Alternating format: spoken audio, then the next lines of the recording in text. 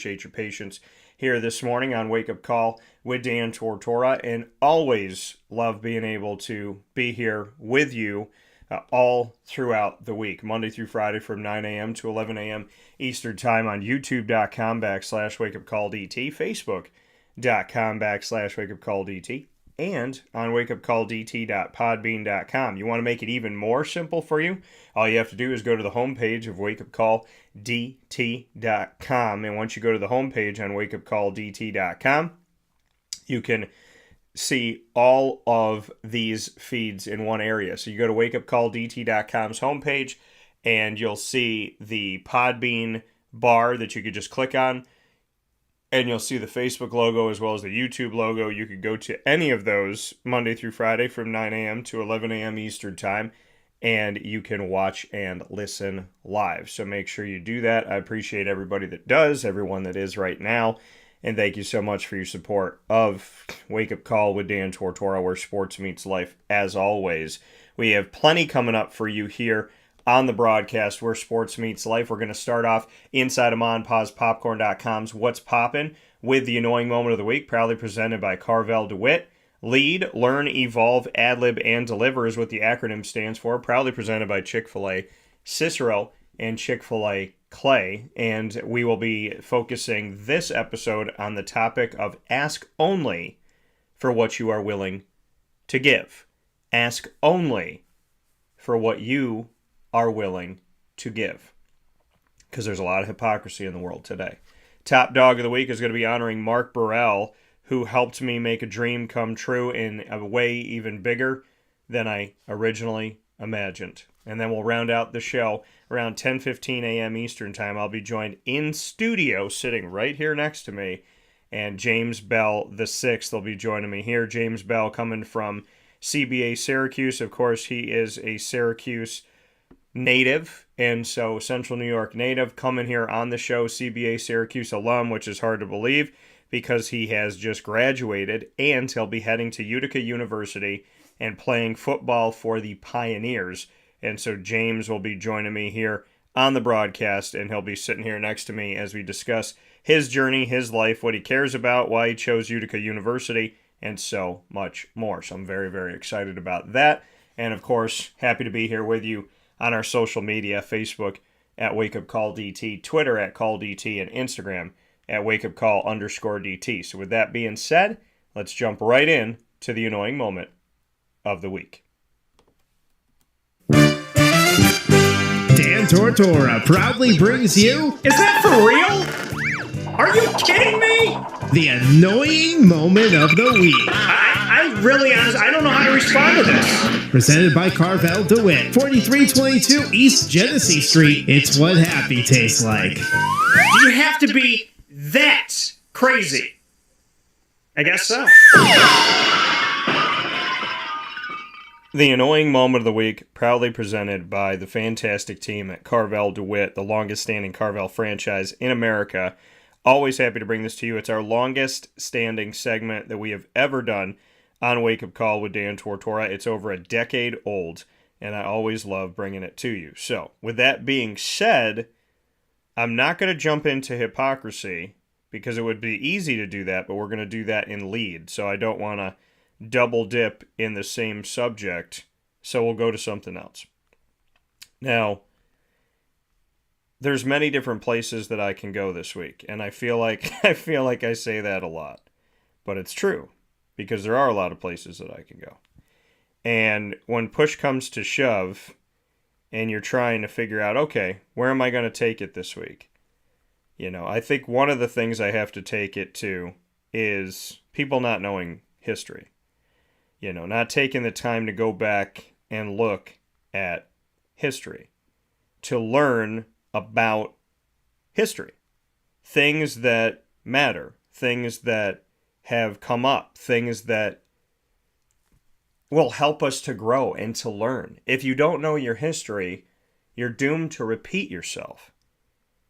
And I feel like that's something that frustrates me, is people not knowing history, not knowing what's happened, why it's happened, not going back and just learning, Nowadays, because everything's at your fingertips, people feel like, well, I don't really have to try. If I want to know something, I could just look it up. I don't have to really understand the history. I can just find it in a search engine. And to me, that's not enough, because sometimes to know history, you have to get to know the people. Sometimes to know history, you have to go back and you have to research and really understand. And it happens in sports, and it happens in, all different walks of life in history. That people don't take the time to learn about things. I never thought I would live in a world where somebody told me I can't speak on Michael Jordan because I never saw him play. Well, you have a luxury that a lot of us didn't have. You can go on YouTube and you can watch him. You can watch him over and over and over again. You could go watch The Last Dance. You could see all of these things that have to do with Michael Jordan. Where in the past, if you wanted to know about Michael Jordan, you had to either watch him live, or you had to watch clips on SportsCenter, or, you would hope that somebody would make a video or something, make a movie about it, so that you could see even more so of it. Because there wasn't full games that were just sitting there waiting for you. There was no on-demand. And it's hard to believe that there was a world without on-demand, but there was a world where you had to see things live. If you missed TGIF on a Friday, you missed TGIF on a Friday. You didn't get to watch TGIF later that night. You didn't get to watch TGIF the next day. If you missed it, you missed it. It was gone. And you had to wait for somebody to tell you about it in order for you to know anything about what happened on TGIF. And that's reality. So now that it's so easy to find things, I find it difficult that people don't take the time to go and look, right? They're dealing with the here and now. They're dealing with what's today. And I'm not saying don't live in the present. I'm not saying that at all. I'm saying learn, get to know. I wasn't around when Babe Ruth was banging home runs. I wasn't around when Hank Aaron was doing it, right? I wasn't here to, get to know Sandy Koufax. I wasn't here to, really dig in a lot to Bill Russell. Tail end of Larry Bird and Magic Johnson for me. I didn't see Roger Staubach live. Yet, or Bart Starr. Yet I know the names. Right? I didn't watch Ernie Davis and Jim Brown at old Archibald Stadium. I didn't see Floyd Little run it home. But I know the names. And you learn. That's what makes me sad, because I know these athletes, and when they retire, some people know them, and some people walk right by them and have no idea who they are. And to me, that's really sad.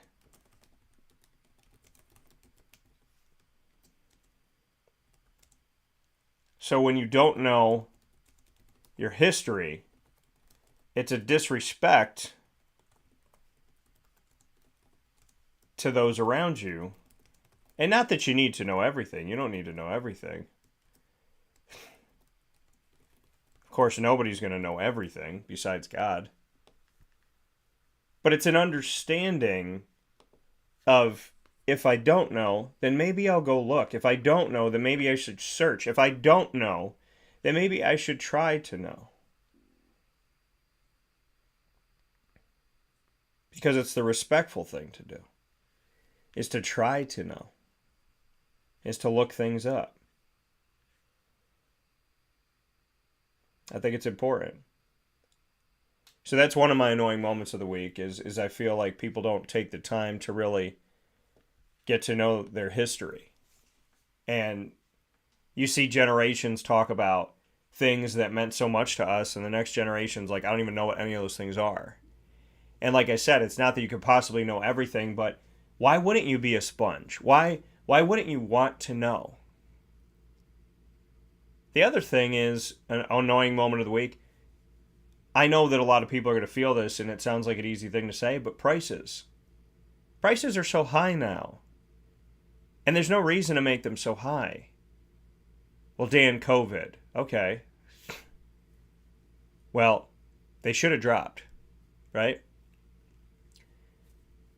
Some prices have just remained high. And it's ridiculous. I mean, I went somewhere. I don't remember where I went.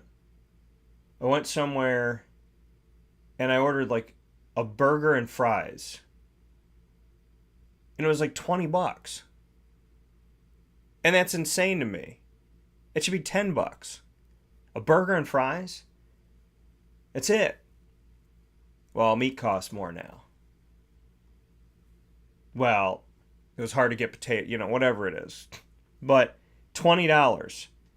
And I feel like, businesses, I understand you're trying to make money back from what you lost in COVID. I get it. But the thing that frustrates me is that when a big business suffers, it always comes back to the consumer.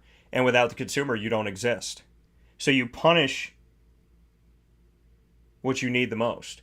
And people say, well, Dan, that's capitalism, that's this, that, whatever. Okay, well, let me tell you this, okay? If that's capitalism, how come my business has not been raising prices? Now, we might have new prices for things that come out, or new business partners are going to have, obviously a new set of prices for, like, we've grown over time. But my partners can tell you that I have not price gouged them. I didn't price gouge them pre-COVID, COVID. I didn't price gouge them during COVID. And I haven't done it, I want to say, post-COVID. And I say I want to say post-COVID because I don't want to see COVID ever come back. But, I said that to my parents. I said, I might be one of the only businesses in America that hasn't raised my prices from what they were to the people that had them. To say, oh, well, yeah, I did that for $1,000. Now I'm going to do it for $1,750. And I understand businesses want to make money back.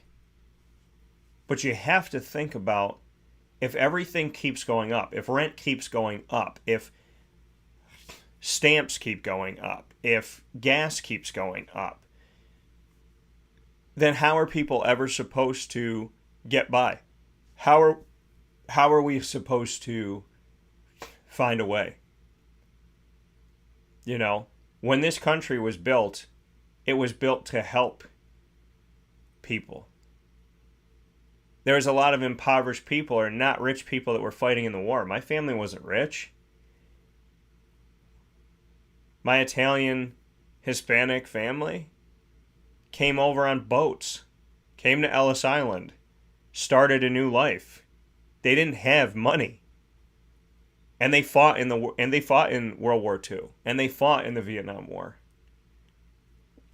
And they didn't fight for price gouging and capitalism being used as a negative thing.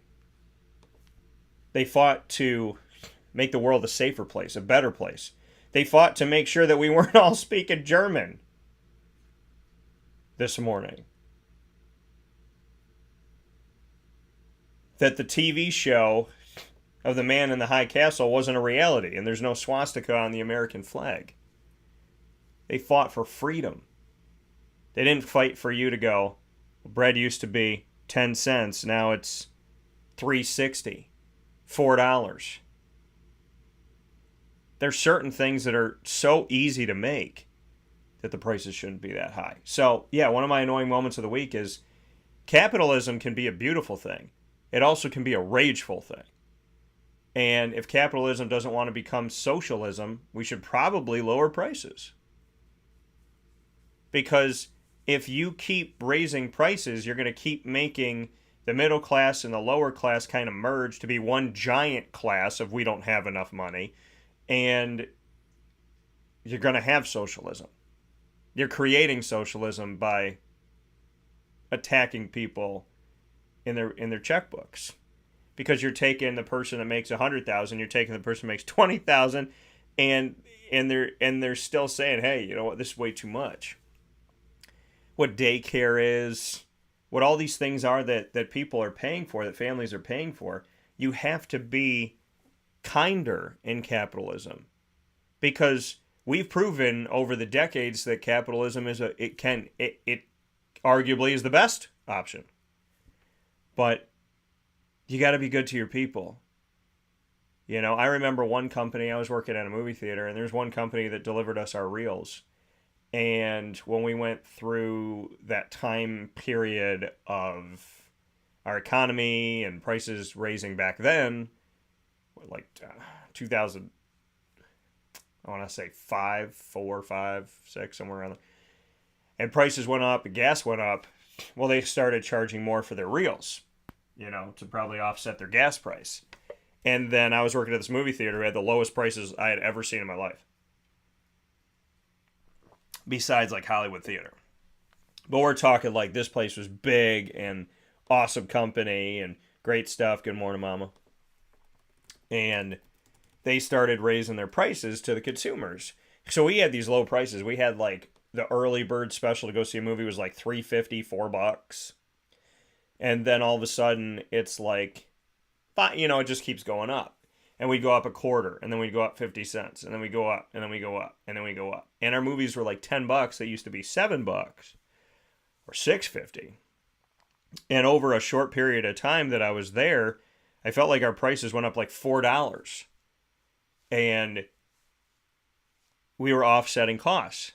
Okay, gas went up, so then the company that brings us the reel, or to make the reel went up, gas went up.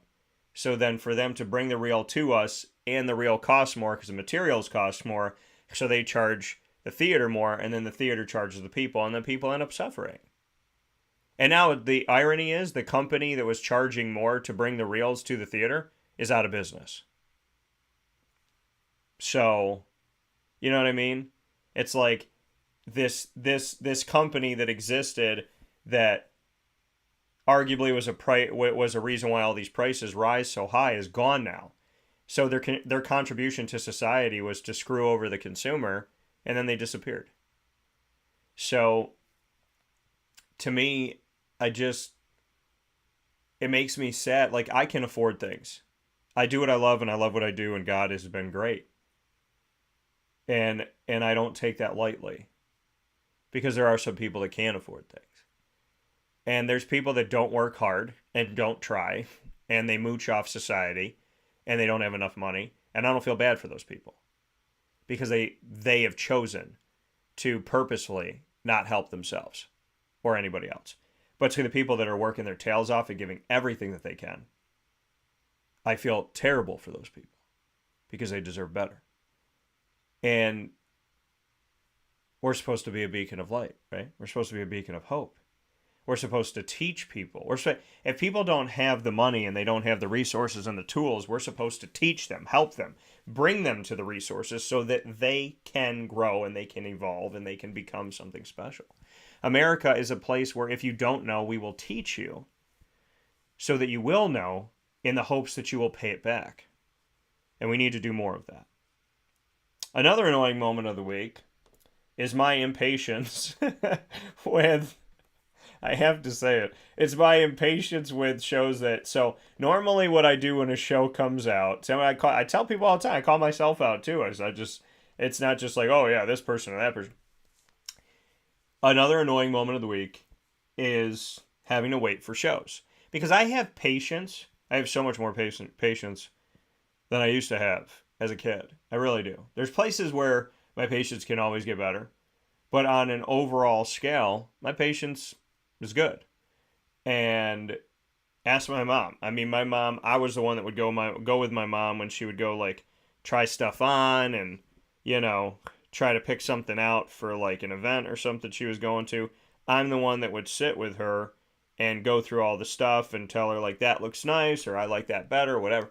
So, I mean, I said that. I was like, to the woman that'll end up in my life, you know, I have patience to go to the store with you and have you try stuff on and actually, like, care enough to tell you what I think.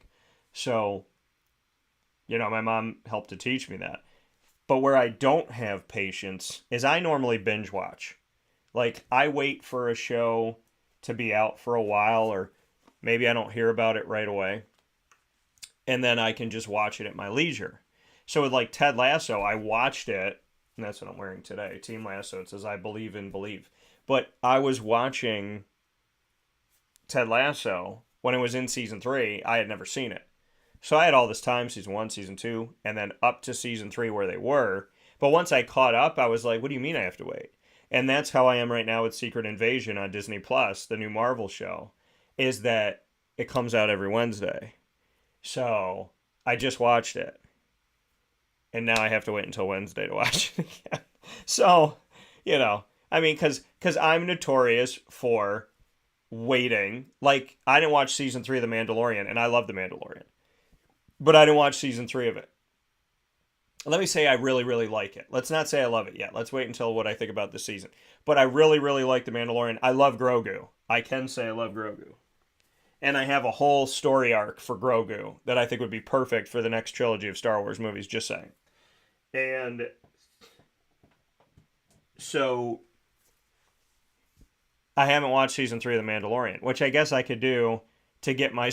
I guess I could do that in the meantime while I'm waiting for every Wednesday for Secret Invasion. But yeah, I waited on The Mandalorian. It came out, I got excited, and then I just kind of forgot about it because I didn't want to have to wait. So now I haven't seen Andor, I haven't seen Mandalorian season 3, so I could go watch those because they're all available. So I usually like to wait, but with Secret Invasion, I can't wait because I love Marvel and I want Marvel to do better. And I think Marvel's kind of been like meh lately.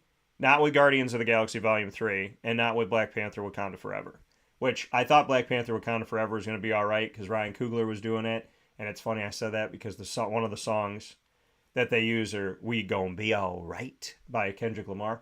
But I thought that one was going to be okay. It's a tribute to Chadwick Boseman. And Guardians Volume 3 I thought was going to be okay because, James Gunn was on it. So it was really that, I know there was a lot more people behind it, but I just trusted that Coogler and Gunn were not going to go where Disney's been going lately because Disney's been putting a lot of stuff in their movies that's like pandering and trying to reach certain people. And it's like they're like sending propaganda out of a plane. And I don't like it. I want movies to be movies. I don't want movies to be political. I don't want movies to be force-fed things. I want movies to be movies, right? Because we go to the movies to get away from the news and the craziness of society and the polarization of the extremist ends of society. I don't want to go to the movies and have that shoved in my face. And I don't want kids seeing that because they think it's normal. So then they start growing up with all this propaganda in their head. And so Disney's kind of lost its way in a lot of ways, which makes them another annoying moment of the week. And not that everything that Disney's done has been wrong, but some of the stuff has been downright ridiculous. How do you make a Buzz Lightyear movie without Tim Allen? You would never do that with Tom Hanks and Woody. So why'd you do it with Tim Allen? So, and the movie was awful. The movie was crap. I fell asleep. I tried not to. I fell asleep multiple times. I don't fall asleep in movies. If I fall asleep in a movie, it's telling you something. Now, there's moments where I get tired, but if I know the movies where I was like, wow, this movie can't even keep me awake. So, but yeah, Disney's kind of lost its way. And it's made me really sad because I know some parents that are telling me they might get rid of Disney Plus because Disney has gone so... They're kind of just going wherever the times are going. They're shape-shifting to whatever people say is important at that moment. And when you shape-shift to try and please the majority, you end up losing in the end. And so that's another annoying moment of the week for me. So that's why I liked Secret Invasion. I've liked it at its start, first episode, because they showed blood. They showed blood. Finally. Oh, we can't show blood in Marvel. We're trying to appeal to children. But you can have a Thor movie that talks about an orgy for 6 minutes? That's appealing to children? Excuse me? So, not to kids that I would be raising. So, Yeah, I mean, they showed blood in Secret Invasion, which they should. It's a spy. It's espionage. There should be blood. When you shoot somebody, there's blood. You have to show blood. You have to make people feel connected to it. They keep creating these things that are so fake. You know what I mean? You don't feel bad for somebody bleeding out in the street where there's no bullet hole and there's no blood. Oh, they died. How? Mysteriously. I mean, it's just... So the fact that Secret Invasion started off with, like, you don't know who's a Skrull, who's not a Skrull, who's going to die, who's not going to die, and that there was blood and it was real, and it was genuine, and it made you feel bad, and it brought you back to those Captain America movies. It brought you back to Winter Soldier. It brought you back to when Disney let Marvel be Marvel and didn't make Marvel pander to being a chameleon to culture. So Disney... I know you're listening, and I know you're an overlord in a lot of ways to a lot of people, but just do better. Do better. Nobody's too big to be called out. Do better. Because we deserve better. The Little Mermaid was great. And I know Disney changed a bunch of things about it. Scuttle wasn't a boy bird, it was a girl bird. Played by Awkwafina. I thought Awkwafina was really funny. You know, we saw that the leader of the water and father of Ariel, you know, how you explain if they had one mother, why they're all so different, because they're all, you know, obviously different ethnicities. That doesn't make sense, but obviously they were trying to show the world, you know, that essentially the world had royalty in its waters. Everyone had a representative, so to speak, kind of like the United Nations in that little meeting, like we're all represented here. So I get why they did it, you know, but they obviously changed up a bunch of things about it. Historically, it wouldn't make any sense, but aesthetically, it's pleasing to be of any culture, go to see The Little Mermaid and go, oh wow, like we're all represented in this movie. You see Middle Eastern, you see African American, you see Caucasian, you see Asian.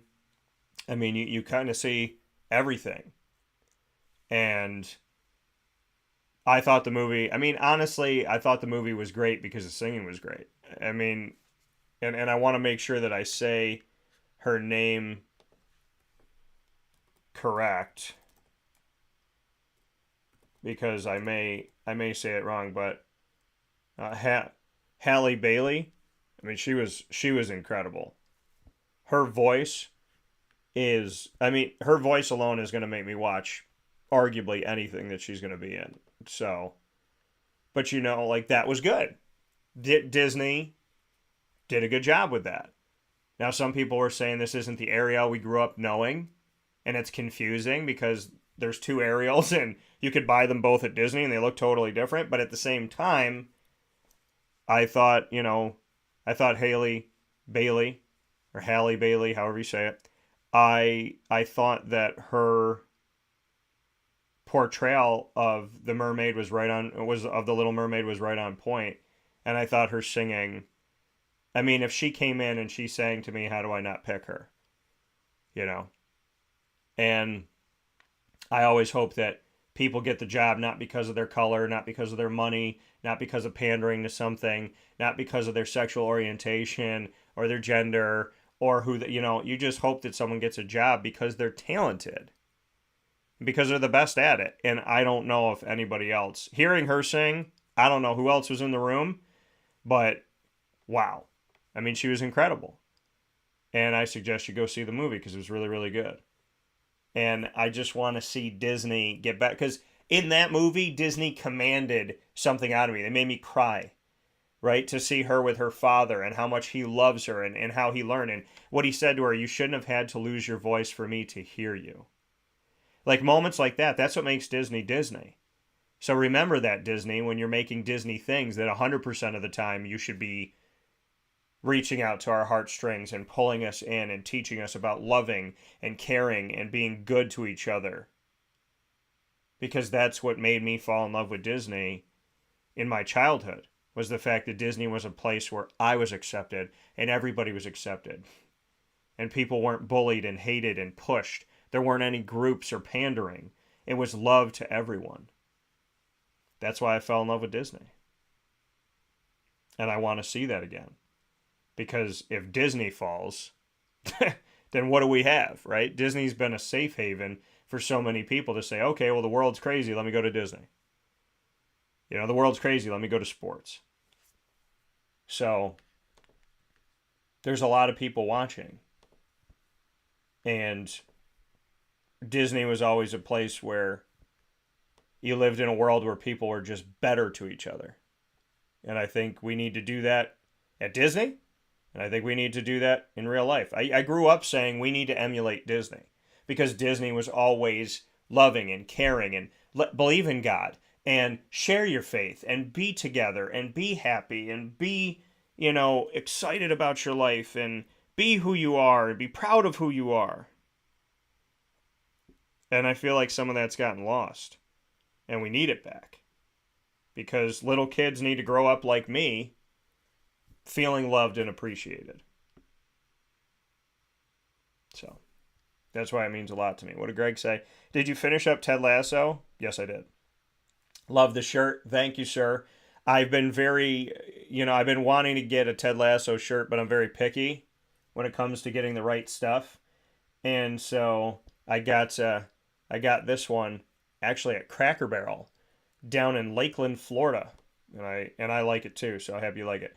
Greg said, thoughts on Grady Dick? I missed the draft last night, but the LSU versus Wake elimination game was amazing. D1 college baseball played at the highest level. Yeah, I mean, LSU versus Florida, come on now. You know, who couldn't be more excited? And the SEC is now they're running baseball, they're running football. I mean, they're all over the place, which is, I mean, they're incredible. They just are. The SEC is head and shoulder. I'm telling you, the SEC is going to form their own league. They're going to be their own thing. I don't know why people think that that's not going to happen, but is it good for basketball? Or is it good for sports, I should say, not just basketball. Is it good for sports? It's good for the SEC. And, I mean, if the SEC knows that they could do it, make 100% of it, kind of like Notre Dame making 100% of their money, why wouldn't you do it? My thoughts on Grady Dick. Listen, they said over and over and over again, best shooter in the draft. You know, makes 40% of his threes, makes almost 50% of his shots overall. Free throw percentage, 85%. 14 points a game, 1.4 steals a game, 1.7 assists per game, a little over 5 rebounds a game. I think he's got a little ego. I think he got a little cockiness going on. Grady Dick does, but you know that no place like home red suit sparkling, man. I'm feeling it. And listen, what do I think about Grady Dick? I'll let you know in Summer League. I'll let you know as times go and we grow here because not everybody translates to the NBA. College to pro is a tough translation, obviously. There's a reason why a lot of people don't make it. And, you know, and so, yeah, I mean, am I excited? Yeah. I mean, it's nice for me to hear positive things about him. And it's nice for me to hear, you know, people saying like, hey, they could lose Van Vliet. They're going to bring in this other great shooter. I would like them to have both. But I'm excited for Grady Dick. I'm excited to see him play. I mean, he's coming from Kansas, so we know that he's getting tested in the Big 12. And, you know, I'm looking forward to seeing what he could do. So how am I, Greg, on this? I'm cautiously optimistic. Patiently optimistic. So with that being said, that's the Annoying Moment of the Week, proudly presented by Carvel DeWitt, 4322 East Genesee Street in DeWitt, New York. It is what happy tastes like. My other quick annoying moment of the week, Drew Timme didn't get drafted. I didn't think he was going to get drafted because I've learned over the years kind of how to gauge the NBA draft, and I'm really pissed about it because I'm a big fan of Drew Timme, and I feel like he deserves a shot. And I don't understand why guys who dominate at Gonzaga don't get a chance, because they should get a look because they're playing on one of the best teams in the country every single season. So I would love for Drew. I mean, he's going to get a shot at Summer League. He's going to sign somewhere, but it frustrates me that a lot of Gonzaga people don't get drafted, and it's just ridiculous to me. So I hope the best for Drew Timme, and I hope we get to see a lot more of them. Julian Strother was drafted, which I'm excited about. I got to interview them both, And people that know me know that I've liked the Zags since I was in high school. So go Gonzaga and prove them wrong. We'll take a step aside for a fast break on Wake Up Call with Dan Tortora. When we spin back around, we'll get into Lead, Learn, Evolve, Ad-Lib, and Deliver. Brought to you by Chick-fil-A Cicero and Chick-fil-A Clay. Carvel DeWitt, it's what happy tastes like. Do you know why? Because we make ice cream. Creamy, rich, flavorful ice cream. Not yogurt or iced milk like some of our competitors. Ice cream. Fresh, by hand, daily. For the calorie conscious, we have something new for you. Our new Carvelite. Same great flavor, creaminess, and texture of our regular ice cream with only 35 calories an ounce. So whether you want an ice cream cake, flying saucer, dasher, carvalanche, hard or soft ice cream, we will satisfy your craving with our fresh, handmade regular or new Carvelite ice cream. Carvel DeWitt. It's what happy tastes like. This is Jimmer Sikowski, owner-operator of Chick-fil-A Cicero, 7916 Brewerton Rd in Cicero, right in front of the Home Depot. I had a deep feeling that God wanted me to do something bigger with my life and to help people, help others. I kept putting Chick-fil-A in my life, and I realized as I was going through the franchise selection process that positively impacting the lives of others was really core to what we do here at Chick-fil-A. First of all, it starts with the food. The food is brought in fresh daily. We bring in local produce. We prepare to order in the kitchen. We hand bread our chicken. We hand spin our milkshakes. It's great food. It doesn't taste like fast food. I think the second thing is the way people feel when they come in a Chick-fil-A restaurant. It's different. We try to treat people with intentional kindness here, which is very different and deeper than good customer service. And so I think it feels remarkable for most people to come in a Chick-fil-A restaurant. And then lastly, the impact that we try to have in the community is very different. It's a big part of the expectation of every operator of a Chick-fil-A restaurant is that they're actively engaged in their community, they're a leader in the community, and they're making a difference. When they realize that what we're striving to do is to shine a little light in their life, that's a very, very different experience than you will have in any other quick service restaurant. And it's that remarkable experience that I think people will emotionally connect with. The Wildcat Sports Pub in Camillus, New York is located on 3680 Milton Avenue in the Home Depot Plaza. It is your family-friendly sports bar and restaurant. Folks, some sports bars aren't family-friendly. Some family-friendly restaurants are not sports bars. The Wildcat Sports Pub in Camillus, New York is proud to be both. It is that marriage that you've been looking for years. The Wildcat Sports Pub is your home base for your sports bar and restaurant needs, games for the kids, indoor and outdoor activities, and enough things on the menu to come back every single week and get to try something new. They're open Sundays from noon to 8 p.m., Monday through Wednesday, 11 a.m. to 11 p.m., and Thursday through Saturday from 11 a.m. to midnight. For reservations and party information, call 315-487-2222 for the Wildcat family-friendly sports pub and restaurant.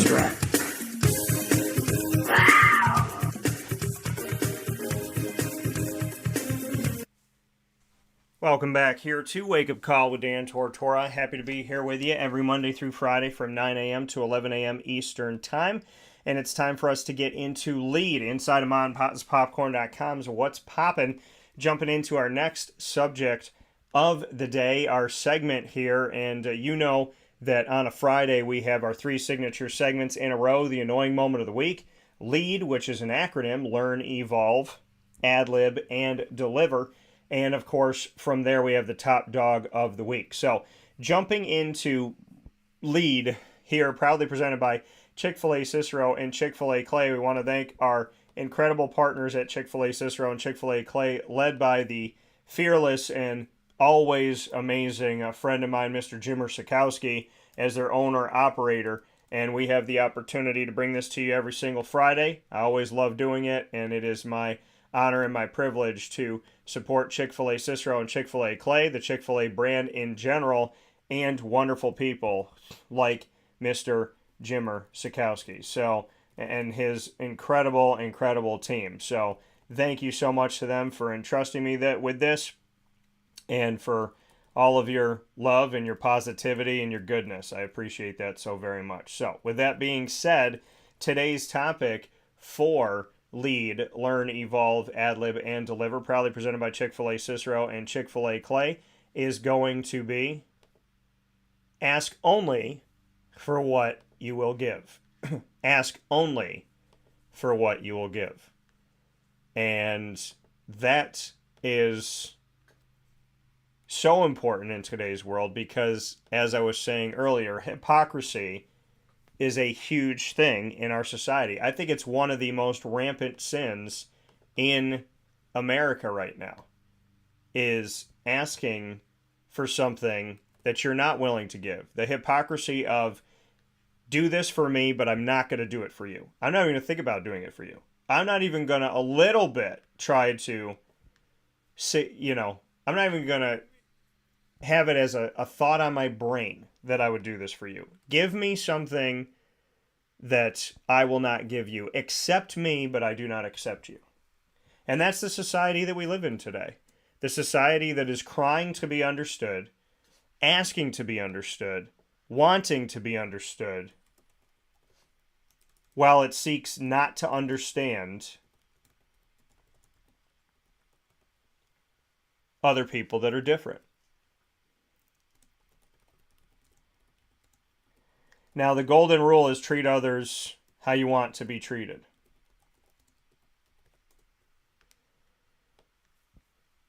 And that's the only way, right? Treat others the way you want to be treated. Most people do not want to be treated poorly. They do not want to be lied to.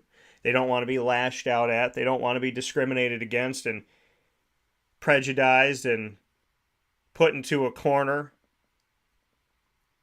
They want to be treated with respect. They want to be treated with love. They want to be treated with goodness. But see, in today's world, in today's America, people have this hypocritical way of going about their life. I want you to make me feel welcome. I want you to give me what I want. I want you to show that you support me. I want you to publicly support me. I want you to give me everything that I ask for. But you can't support other people. You can't support other things. You have to only support me.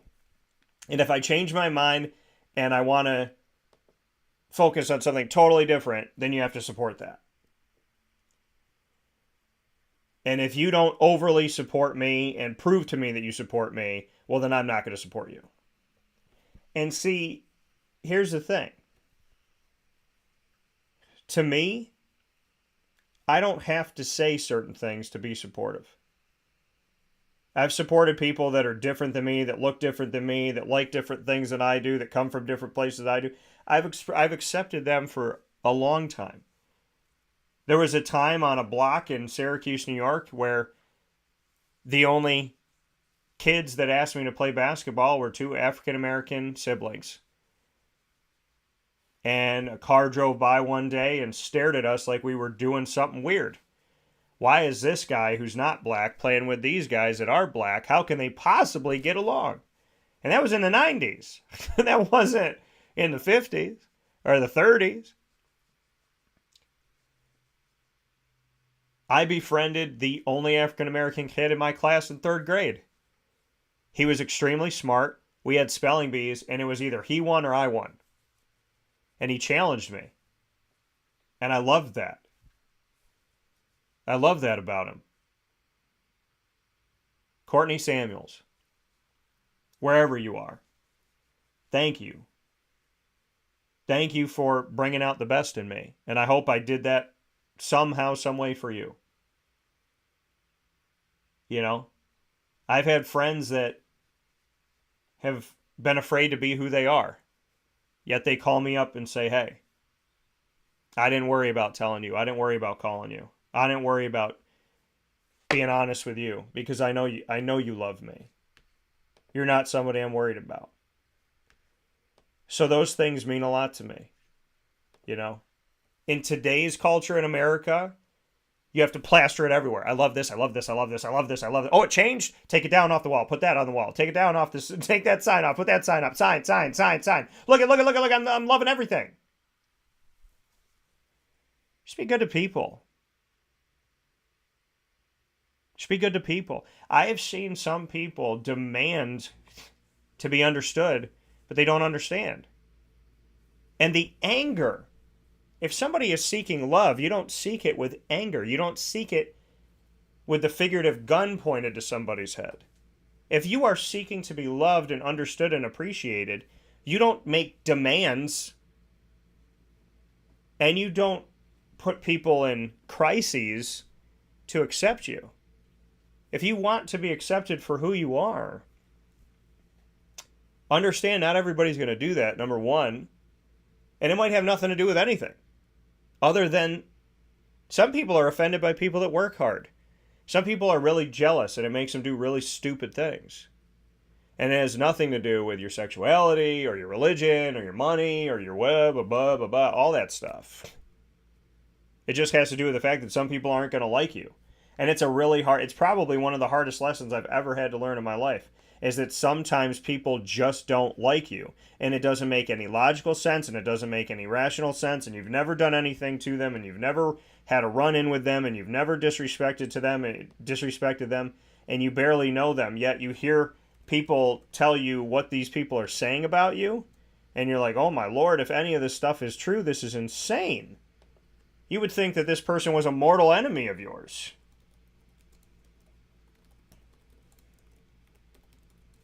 So,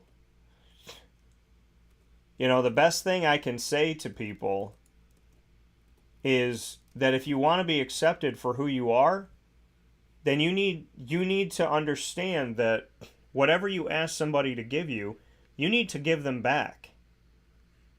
We're trapped in this society of give me what I want, and if you ask for the exact same thing, I'm not going to give it back to you.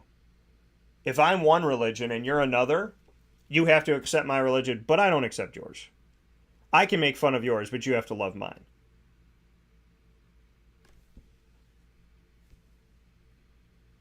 If you look different than I do, well, I don't have to accept you, but you have to accept me.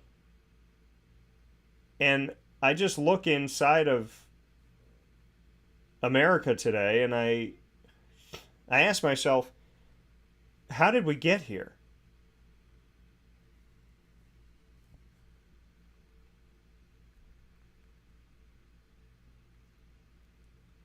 How did we get here?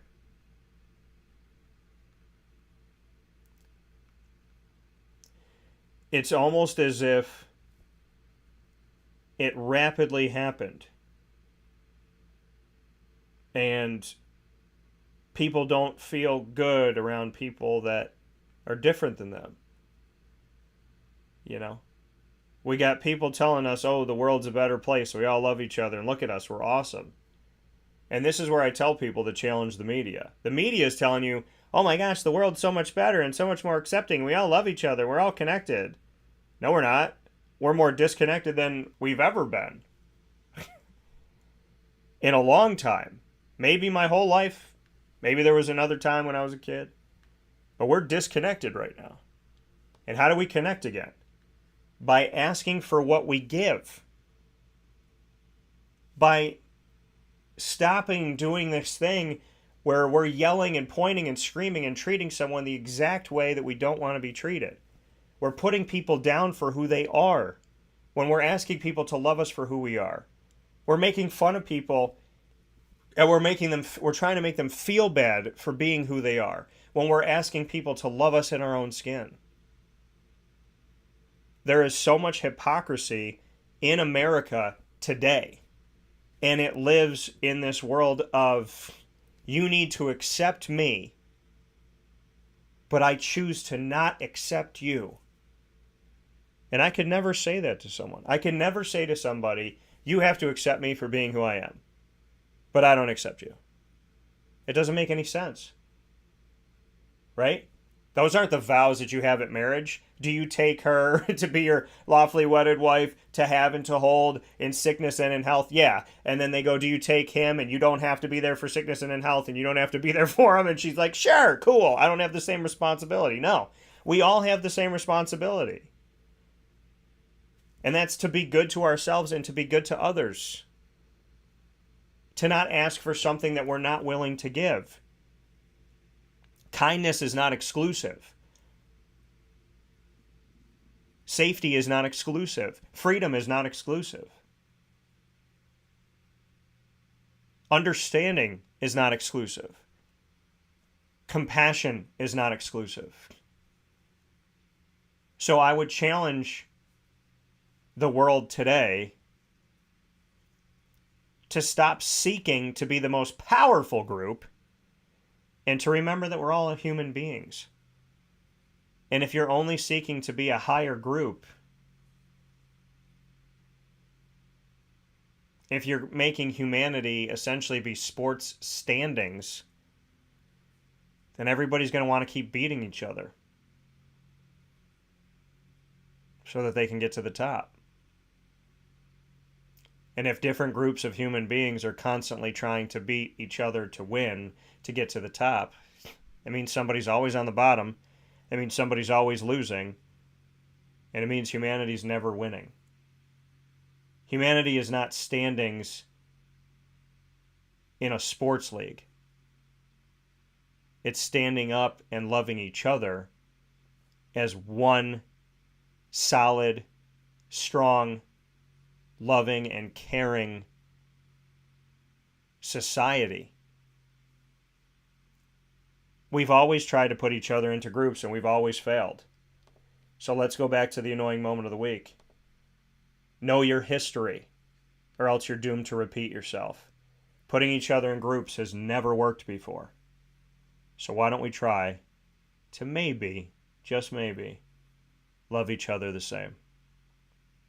We'll take a step aside for a fast break here on Wake Up Call with Dan Tortora. This has been Lead, Learn, Evolve, Ad-Lib, and Deliver, proudly presented by the wonderful team led by Jim Rsikowski at Chick-fil-A Cicero and Chick-fil-A Clay.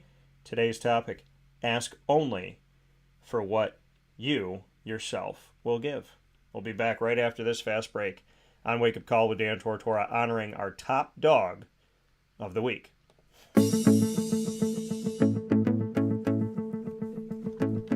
Avicoli's, located on the corner of Route 57 and Wetzel Road in Liverpool, New York, has been your trusted neighbor for decades. Located just steps from Liverpool High School, we're happy to have the Liverpool Warriors on-site, on-location broadcast at Avicoli's through Wake Up Call with Dan Tortora every single month, featuring student athletes, coaches, and administration throughout the year from Liverpool High School. Head out to Avicoli's today on the corner of Route 57 and Wetzel Road in Liverpool, New York, open Tuesday through Sunday for lunch, dinner, and drinks. We'd love to see you out there. And of course, you can call them at 315-622-5100 for takeout, delivery, and catering. That's 315-622-5100. And also find them on myavicolis.com. That's myavicollis.com.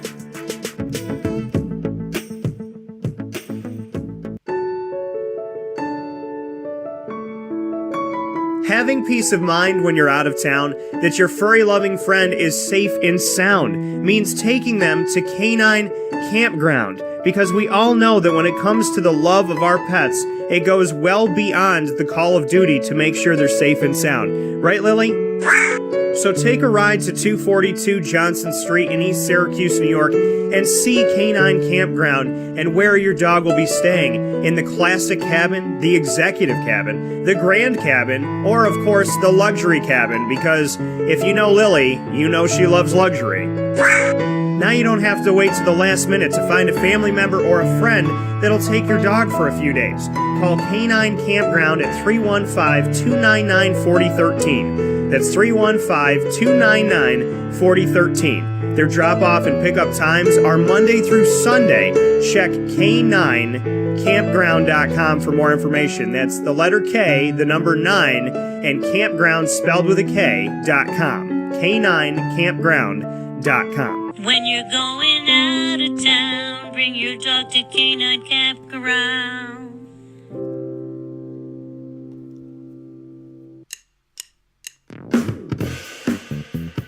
PB&J's Lunchbox, the food truck that you love finding all throughout Central and Upstate New York, now has a street-side cafe. So when you're craving their traditional favorites as well as their out-of-box amazing menu items, you can now head to 663 Old Liverpool Road in Liverpool, New York, located just minutes from the highway, the Thruway, Destiny USA, and Onondaga Lake Parkway. PB&J's Lunchbox Street-Side Cafe is there for you Monday through Saturday from 9 a.m. to 7 p.m., serving breakfast, lunch, and dinner all throughout the day. Get breakfast for dinner, dinner for lunch, whatever you fancy, including their award-winning grilled peanut butter and jelly sandwich. Find them at 663 Old Liverpool Road in Liverpool, New York. PB&J's Lunchbox, where we love to know what's in your lunchbox.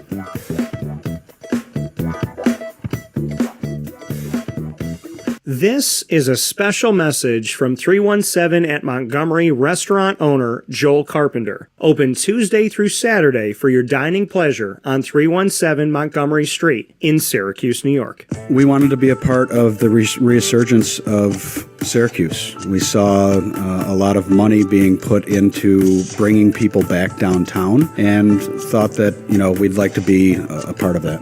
I love putting together a good dish where people see it first, they fall in love with it, and then it tastes just as good as it looks. We want to provide the best food in Syracuse that we possibly can, and we want you to leave here talking to your family, your friends about what you had to eat first and foremost, but also our service, and to walk out feeling like you're part of our family. I work out in the front of the house a lot, and I love walking to every single table, asking them how everything is, and people looking at me and smiling and saying, this is the most amazing short rib I've ever had. This is the most amazing filet I've ever had. And Donna is great. Sarah's amazing. Thank you for coming over and talking to us. And them just being truly happy for the experience that they've gotten. 317 at Montgomery Restaurant, part of the fabric of downtown Syracuse, located on 317 Montgomery Street in Syracuse, New York. Open Tuesday through Saturday for a unique and memorable dining experience.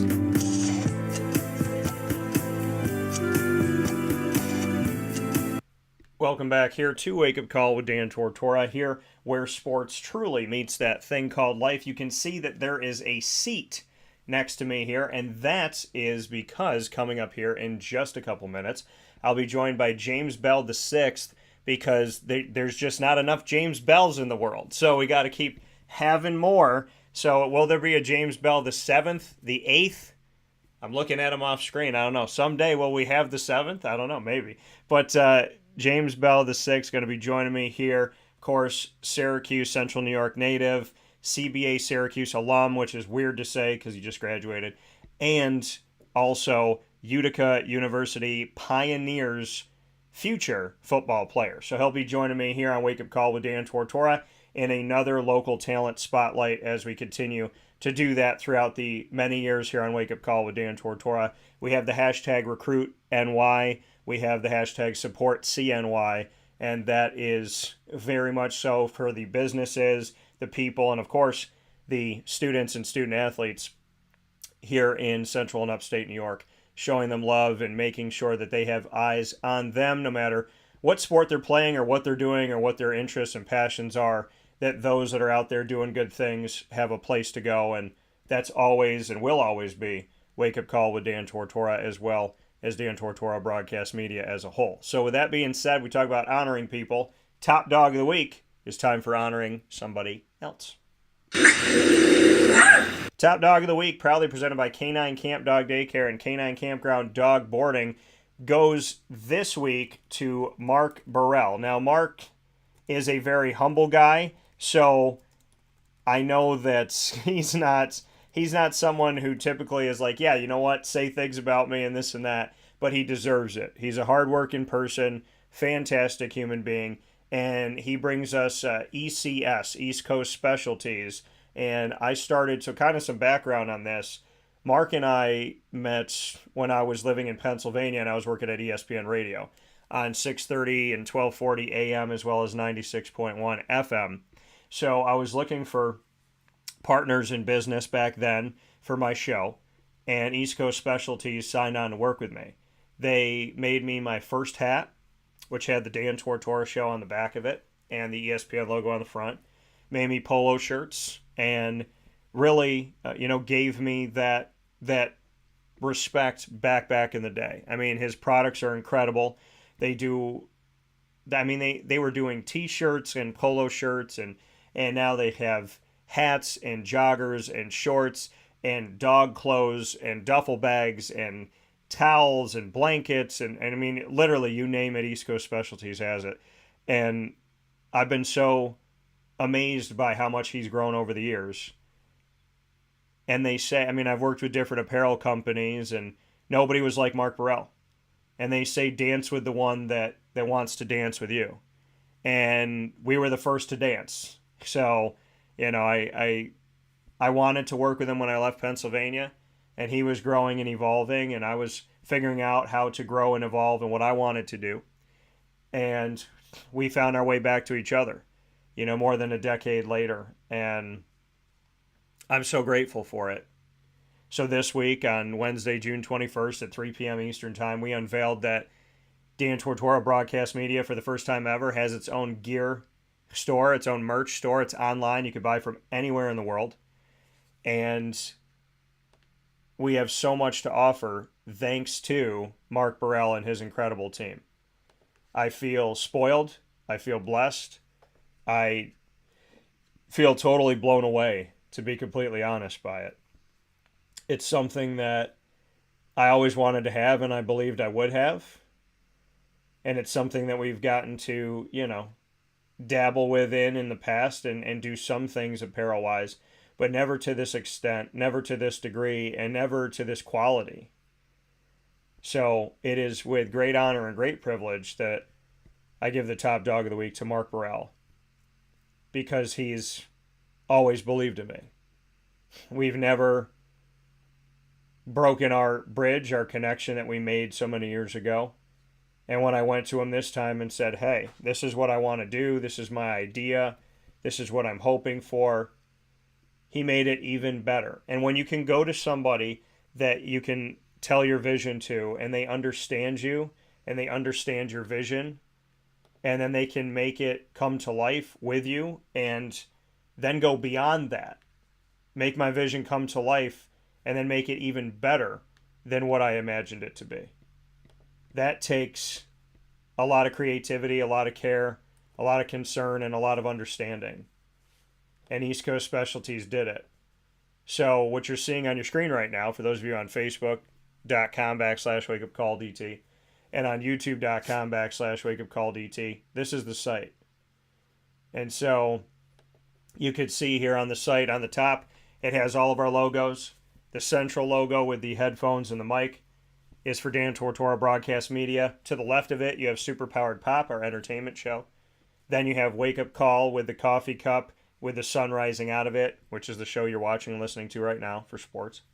Then on the other side of our company logo, our main company logo, you have Comic Book Trails, which is an ode to Darkwing Duck in its own way, and I created my own unique character for that. And Comic Book Trails goes around the country, maybe someday the world. We go to comic book and collectible shops. We meet people from different towns and cities all over the country.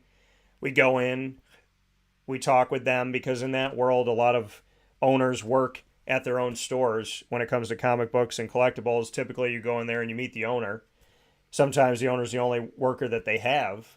And so it's just a great way to get a pulse on the community, to learn about my country, to learn about the passion of this, because so many people do this for a passion project. And if they're good and they're nice and they have great service, then I buy something, we do videos about it, and we promote them. And then the last one is Do Diz with Dan, which has the D's for Dan and Disney. And of course, the world in the center of it. So you can see all of this on our site.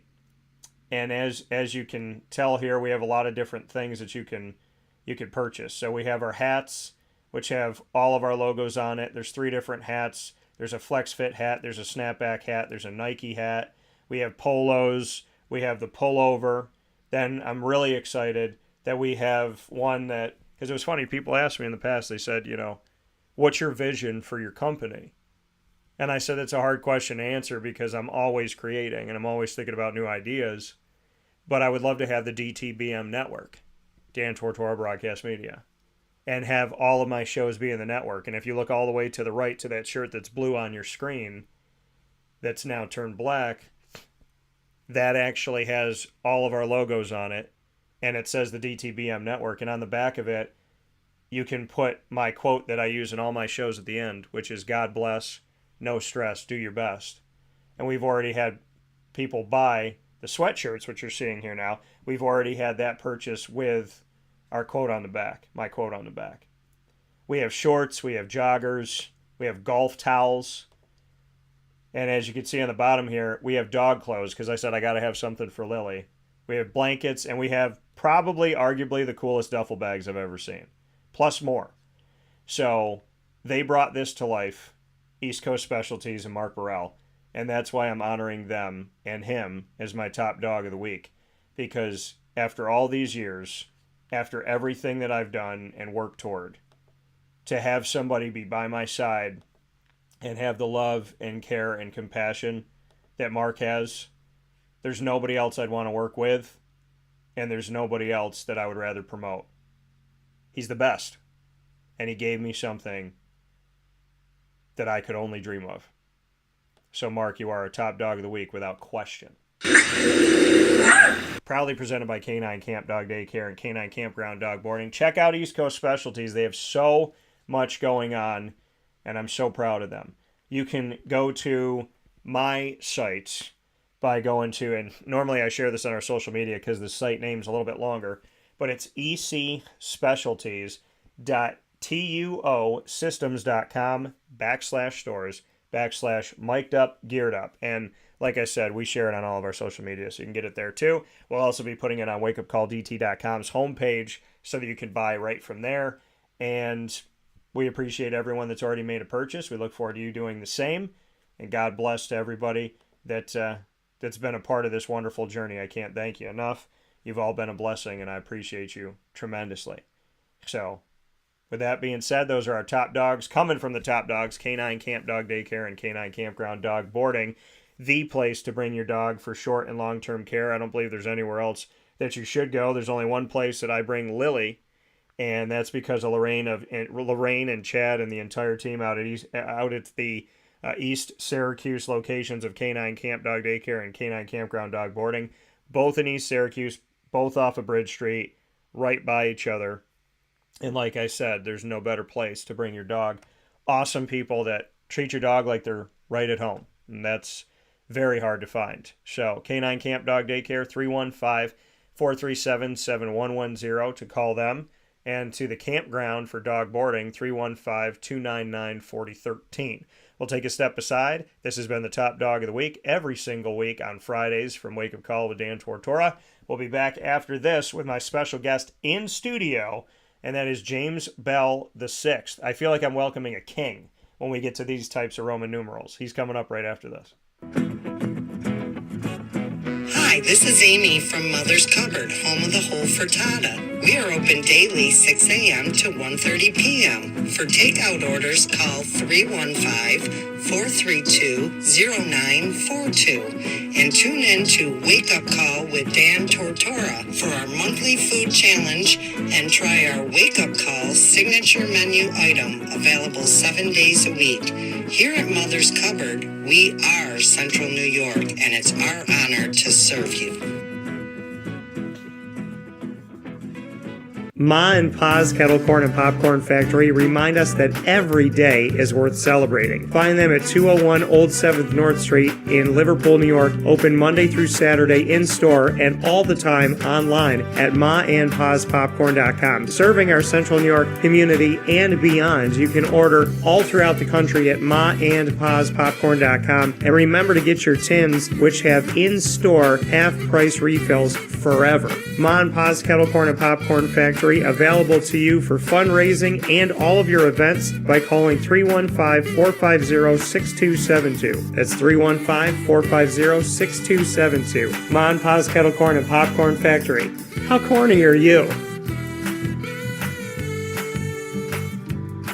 This is a special message from Merritt Brady, owner-operator of Chick-fil-A Watertown on 1290 Arsenal Street in Watertown, New York. Chick-fil-A for me has always been about the people. I think it starts with the strength and leadership of the Cathy family. It's just amazing to see a family-run business reach the altitude that they have.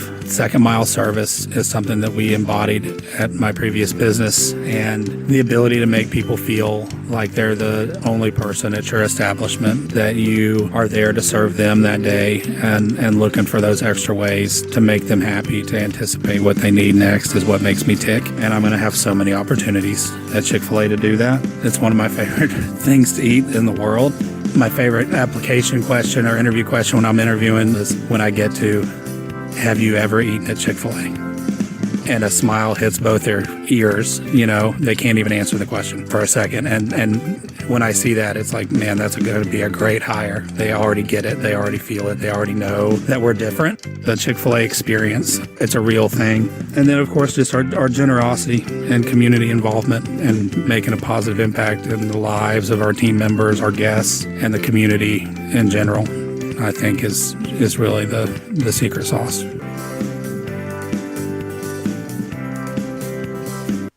Welcome back here to Wake Up Call with Dan Tortora. Happy to be here with you every Monday through Friday from 9 a.m. to 11 a.m.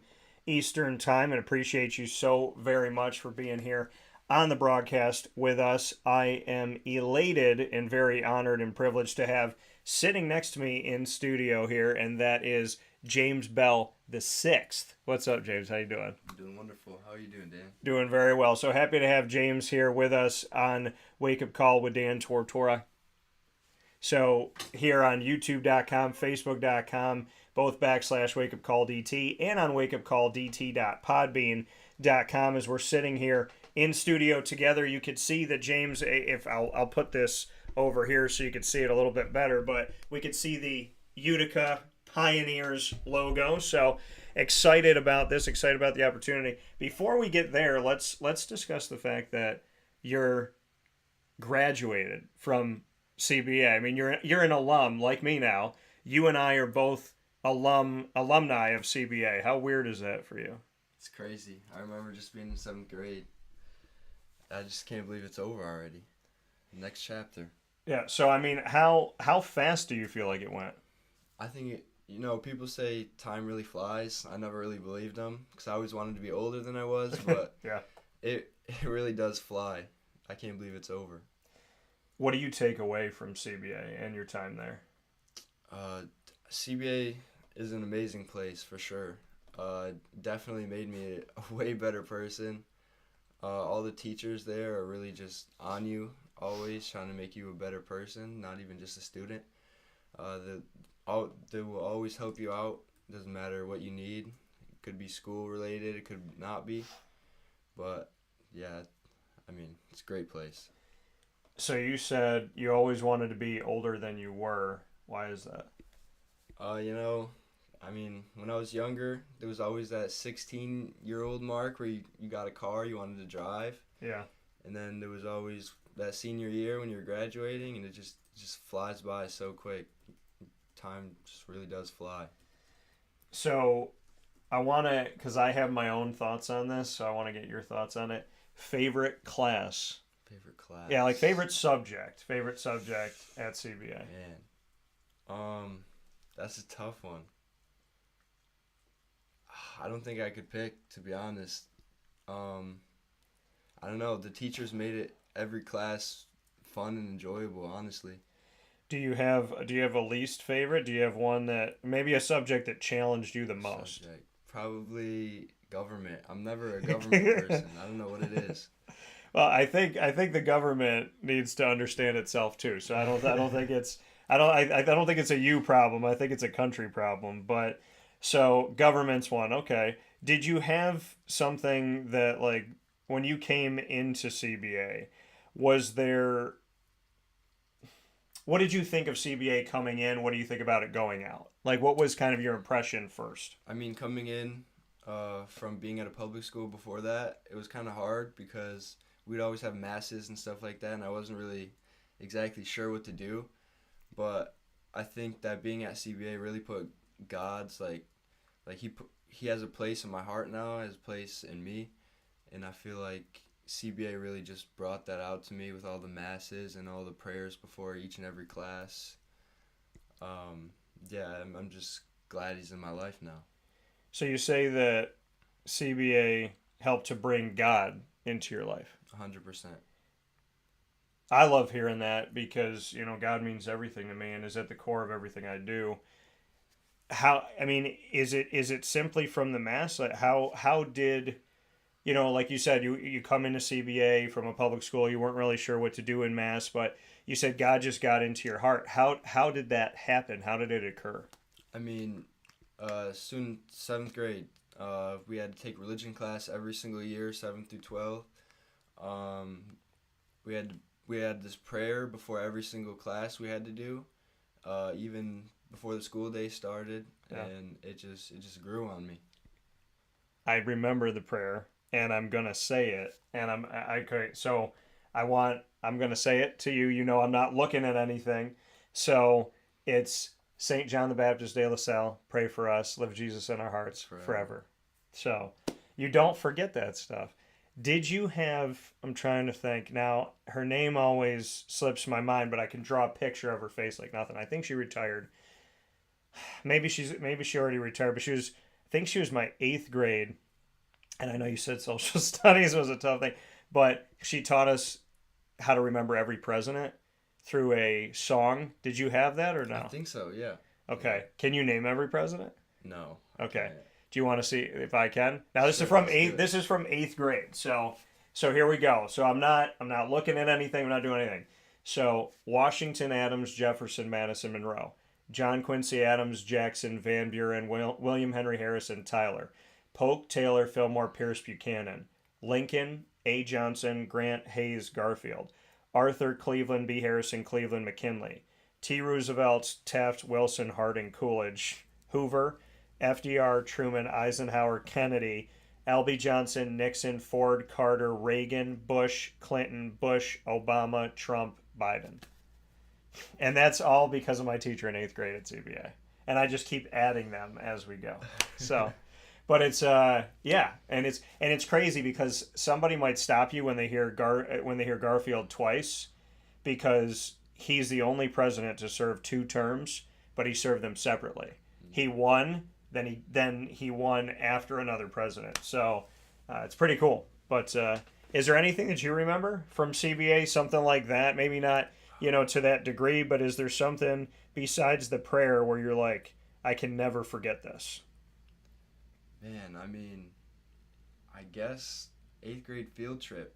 It was actually fun because it was history. Yeah. But I was never a history fan. we went to Gettysburg and So you still did the 8th grade to Gettysburg? Okay, so we did that too. Stayed overnight. We played some laser tag and stuff like that. That was when I tore my ACL. I was on crutches and I was still playing laser tag. My dad found out. He got a little mad at me.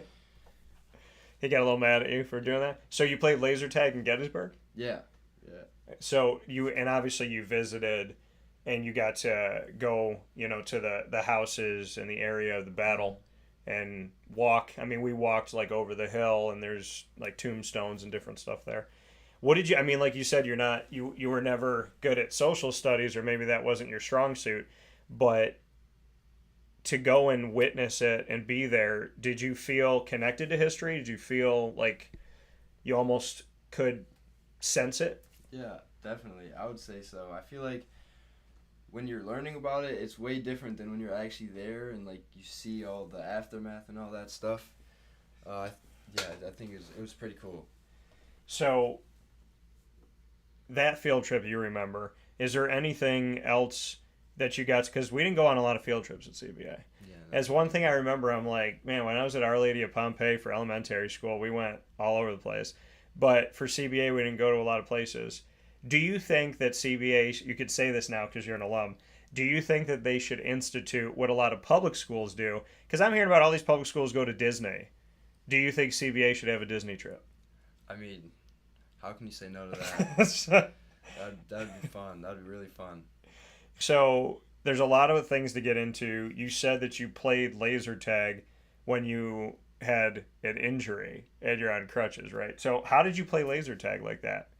Did you set the crutches on the side and just kind of camp out somewhere? I just set the crutches on the side and put my knee brace on, and I was still rocking it. So Dad was upset. What was Mom? I don't think she didn't really care that much. Okay, all right. I know both of your parents. I've gotten to know them pretty well, and people that do know, they own Ma and Pa's Kettle Corn and Popcorn Factory on 201 Old 7th North Street in Liverpool, New York. So go and check them out. Awesome place, awesome people. So I know what I would say. I want to know what you would say. How would you describe your dad, Jim Bell, and he's the fifth. So how would you describe James Bell the fifth? And he goes by Jim, but how would you describe Jim in 3 words? Hardworking, for sure. Okay. Determined, and a father. How would you describe your mom, Angela? Definitely hardworking. She's right there with them. Yeah. Super caring. Yeah. Super caring. And I guess I'm going to have to go right back with the mother. Now, you say that she's super caring. How do you see that with parents that work so much? Like you said, your dad's determined, they're both hardworking and all that. With your parents working so much and doing so many things, how do you as a family kind of take that time to care about each other and like actually make sure that you do stuff together? Yeah, I mean, when everyone's home, my mom, my dad, my sister, we usually just chill upstairs. We'll eat a meal together, go outside. We'll just talk. And we're all super busy, but when we do get that time, we'll sit down, we'll talk for a little bit. We'll, eat dinner together. And for those who don't know your sister, let's shout her out. Let's shout out her name and give me 3 words about her too. Shout out Lana Bell. How old is Lana now? She's 14. It's insane. So you're going to college and I can't. I can't. But okay, so Lana's 14. We're describing Lana in 3 words. I'd say she's out there. She's out there. For sure. Okay. She's out there. She's caring. I'd say she's caring. Okay. And 3rd word, interesting. Interesting. She's interesting. So you said out there and interesting and caring. So out there and interesting, those are kind of intertwined. A little bit. Why is she very different than you? Yes, I think so. Very. 100%. Okay. Opposite, maybe. What's the opposite? I feel like I'm more of a introvert. Okay. And she's definitely an extrovert, for sure. Okay. All right. So you spent time working at Ma and Pa's, obviously with your family. You're on the truck, you're doing stuff. What do you do really well, and what does your dad say, yeah, you're not doing that again? Man, I think I know the second answer. Honestly, I think I do everything pretty good. Okay. Because I feel like he doesn't like to let a lot of people near like the the fryer and doing certain things like the funnel cakes. Funnel cakes? Yeah. I mean, see, for me, I think my dad really trusts me with anything. Like, it could be literally anything. I think... So you're one of 3 people he lets do that. Yeah. And like even when it's making like the ribbon fries and stuff like that, I feel like he's normally with Spud Shack, he's making himself do most of it, but he trusts you to do it, which is a good thing. A lot of things he says is that his son is a Bell. Okay. So I don't know. He says we can do a lot of things. So. All right, fair enough. It's nice to know he lets somebody else run it. Yeah.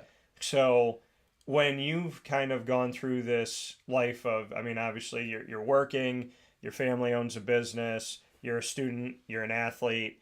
How have you kind of juggled it all? Because you've been at CBA, which I know the curriculum is it's very difficult. I would venture to say, arguably, they're going to test you in a way. I mean, they test you like you're in college already. Definitely. So you have that type of education at CBA, Christian Brothers Academy. You're an athlete, and I know your coach is, and I have a good relationship with. I've gotten to know Bruce over the years. Very close with Casey. So having the team that you have, being in the school that you have, and then going out and working. And I know that Ma and Pa's is like somewhere every single day. So if you're working on the truck, you're not, working with 3 people coming up to you. How do you juggle all of that and then still be a kid? I mean, honestly, it just comes down to your goals and how willing you are to like make your goals happen. Yeah. It gets really busy for sure. You don't have much free time. You got work. You got to do lifts and work out for football and stuff like that. You got to go see a field, do some field work. And then you also got to have that time for your friends and all that stuff. But it's definitely hard, super busy. You can't do some things that you end up wanting to do just because of your goals, and you really got to be determined because, good things never come easy. So you really got to work at what you want to do. How do you stay focused? It just comes down to your mindset, really. I mean, you gotta want to be the best. Basically, it just comes down to that. You gotta want to be the best. So you say it comes down to mindset. Where does that come from? Why mental toughness, be it a student, an athlete, a broadcaster, business owner, whatever you're going to be, whatever you are, mental toughness, if you have it, then you can handle stuff. If you don't have it, well, then it's really hard to handle anything. So how did you become mentally tough? How did you have the right mindset? So, some people just have it, but me personally, I feel like I've got it at CBA, really. I mean, my coaches, they really, pushed me, and they wanted, me to succeed. And I remember 10th grade, so sophomore year, I was kind of at the varsity level, but not at the varsity level, so it was kind of juggling back and forth. I didn't really play in any of the games because I was, a little smaller than everybody else, but I had, the skill set. So that kind of made my mindset in the right spot because I never wanted to be called, small enough for anything. So I really got in the weight room, and, I came back the next year ready for varsity, and then as soon as senior year started, the summer practices and all that stuff, the coaches were just shocked because I looked totally different. Well, and I remember that. I remember, in 10th grade that you wanted to go up, right? And there was this back and forth of JV varsity, but you really not getting out there. And so some people would take that, feel defeated, and quit. Some people would take that and blame somebody else and say, oh, the coach just doesn't like me. You took it as, I don't ever want to be called this again, so I'm going to change what I'm doing and I'm going to get better at it. How did you where does that come from for you to have that focus? I know you said, being at CBA taught you how to be mentally tough because of that situation, but you have to make the decision to do better for yourself. So why are you the type of kid that doesn't blame other people and doesn't say, oh, poor me, but instead says, okay, if that's what you think, I'm going to show you.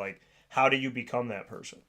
I mean, I've been playing football since I was 6. It's always been a dream of mine to play college football, so I wasn't going to let anybody take that away from me. People can say what they want to say, but you just got to work in silence and then prove everybody wrong. And I think, kind of going off of what you said, that I've adopted I don't want to prove everybody wrong, I want to prove myself right, which is proving everybody wrong in its own way, but it's a focus on you. Yeah, exactly. And, I wouldn't be a broadcaster if I listened to people. I wouldn't own my company. I wouldn't be on the internet. I wouldn't be wearing 20 different hats and traveling all over the country if I didn't believe in myself. And so, I tell people every single day, how do you know it's going to be okay? Because I live it. I'm living it every day. It's okay. It's here. It's visible. It's real. I, got to know you through knowing your parents, and your dad would talk to me about you and what you wanted to do. And I was like, okay, if he wants it, in my head, if somebody wants it, there's no way you can't get. If you want to get it, God put that in you. You're going to fight for it. You'll go get it.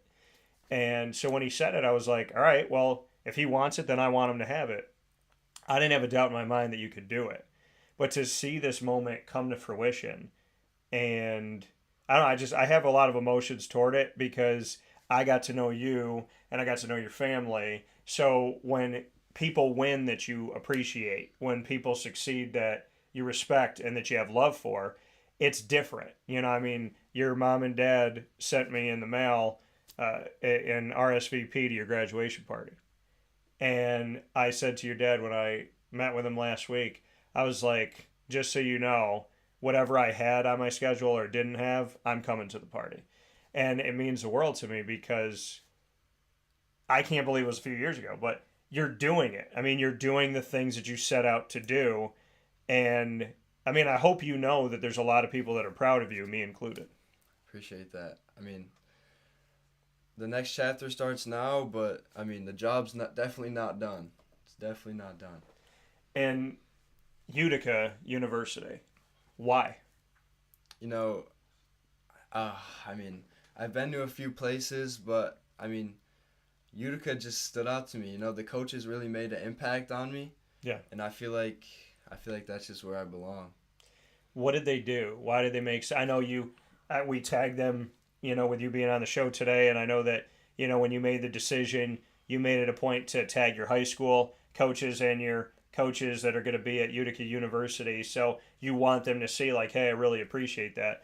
What have the coaches done at Utica University to stand out?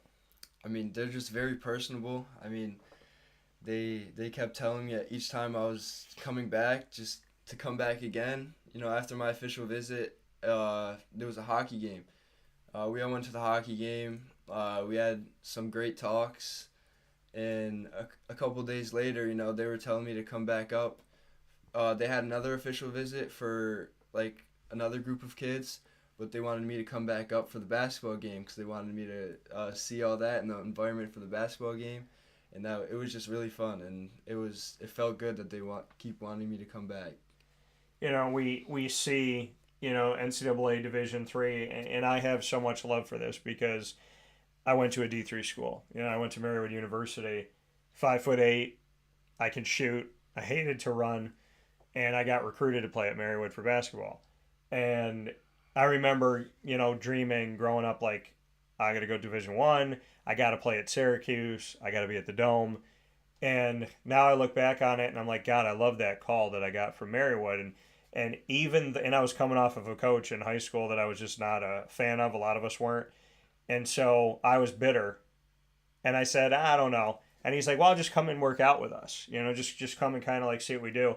And then by fate had it, I ended up becoming really close with that coach at the time, Eric Grunman, because the broadcaster that was supposed to be there at the game didn't show up. And they're like, hey, I knew you always wanted to do this. It was November 2003, freshman year in college. 12 minutes before the game, I was putting the last quarter in the washer to wash my clothes. I, to this day, don't know what happened to my clothes or my hamper. I left everything there and I ran. And then that turned into me starting my professional career because we were on TV and radio. We got onto Fox and my network and UPN because that was my network before that and all that stuff. And, you know, history was born out of going to a D3 school. So, you know, for you, when you see D3, I would love for you to give me your thoughts on it because I don't think it gets the respect it deserves. And there's some really good talent. And without going to a D3 school, you know, I'm not taking the road that I took. So, and the road that I took, I loved. So what can you say about D3? Yeah, I mean, the division doesn't even really matter. I mean, you can go visit wherever, D1 schools, D2 schools, D3 schools, it doesn't matter. You want to go to a place that wants you. I mean, you want to go to a place with some great coaches, coaches that want you to be there. Yeah. Because I know in a lot of the bigger schools, you're just a number. But, I mean, at Utica, for me, I didn't just feel like a number. I feel like I like belong there. And, you know, D2, D1 would be cool or whatever, but you don't need that. You know, I mean, I had a chance to play Division II. I didn't take it because I felt like Utica, I was meant for. And if you're good enough, it doesn't matter where you play. People will find you. Yeah, you know, and it's a great point that you bring up because there's, you know, FBS, FCS, right? Division 1A, Division 1AA. and my buddy who also played in Utica, played for Utica Proctor, went to Arizona, came back, Daniel Booby Santiago, and he got recruited by a bunch of FBS schools. And when his dad said, "Where do you want to go?" he said, "Holy Cross." And he's like, "That's FCS." And he said, "Yeah," because he thought those coaches loved him the most, were the most honest with him, the most real, and because they were honest and they cared and they made him a priority. And he knew that going there, they could make it to the playoff, and he loved the opportunity to do that. He went there. So, I look at FBS to FCS, Division 1, 2, and 3, and the same kind of argument of you go where you're loved. And as I was saying with East Coast Specialties and Mark Burrell, our top dog of the week, you dance with the one that wants to dance with you. Exactly. And so, like you said, you had an opportunity to go D2, but Utica made you feel different. Exactly. So, how would you describe that coaching staff at Utica? I mean, they're all a great group of guys. I mean, they're young, they have a ton of energy, and they're doing great things over there. So I'm excited to be a part of that.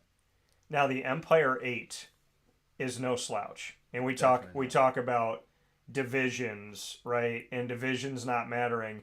For people that don't know the Empire 8, we'll educate you a little bit on the Empire 8 here.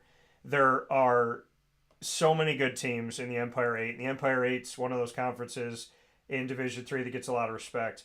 You have Cortland, Brockport, Morrisville, St. John Fisher, Alfred, and Hartwick. And here's Utica. This past season, Cortland went 6-0 in the conference. Utica went 5-1, second place. Overall, Utica was 10-2. Cortland was 9-2. And you got two other teams with winning records: Brockport 7-3, Morrisville 7-4. What are your thoughts about looking at this New York conference with these New York teams? We know about Cortica, right? When these teams go up against each other, so we know that there's Ithaca outside of the conference. We know that Cortland's inside of the conference. We know Utica's been successful, especially recently here. So what can you tell me about your excitement about the Empire 8? Yeah, I'm so excited. I mean, Utica's we're turning things around, next year and the years coming, we're going to I'm just excited, man. We're going to do some great things. We're definitely going to get that top spot in the conference for sure. We look at this, I mean, going back and looking at where the team played. Obviously, you're playing in Utica, New York for your home games. Schenectady, New York, Springfield, Massachusetts, which is the home of the Naismith Basketball Hall of Fame and close to my family. They were in Morrisville, Rochester, Selinsgrove, Pennsylvania, the hometown of my buddy Steve Stahl, shout out to him, and Alliance, Ohio for the postseason game against the University of Mount Union. But when you look at this, I mean, these are games where your family can obviously get to Utica, can get to Rochester, can get to Schenectady, Alfred, a couple hours away. You're not going to be far away from home.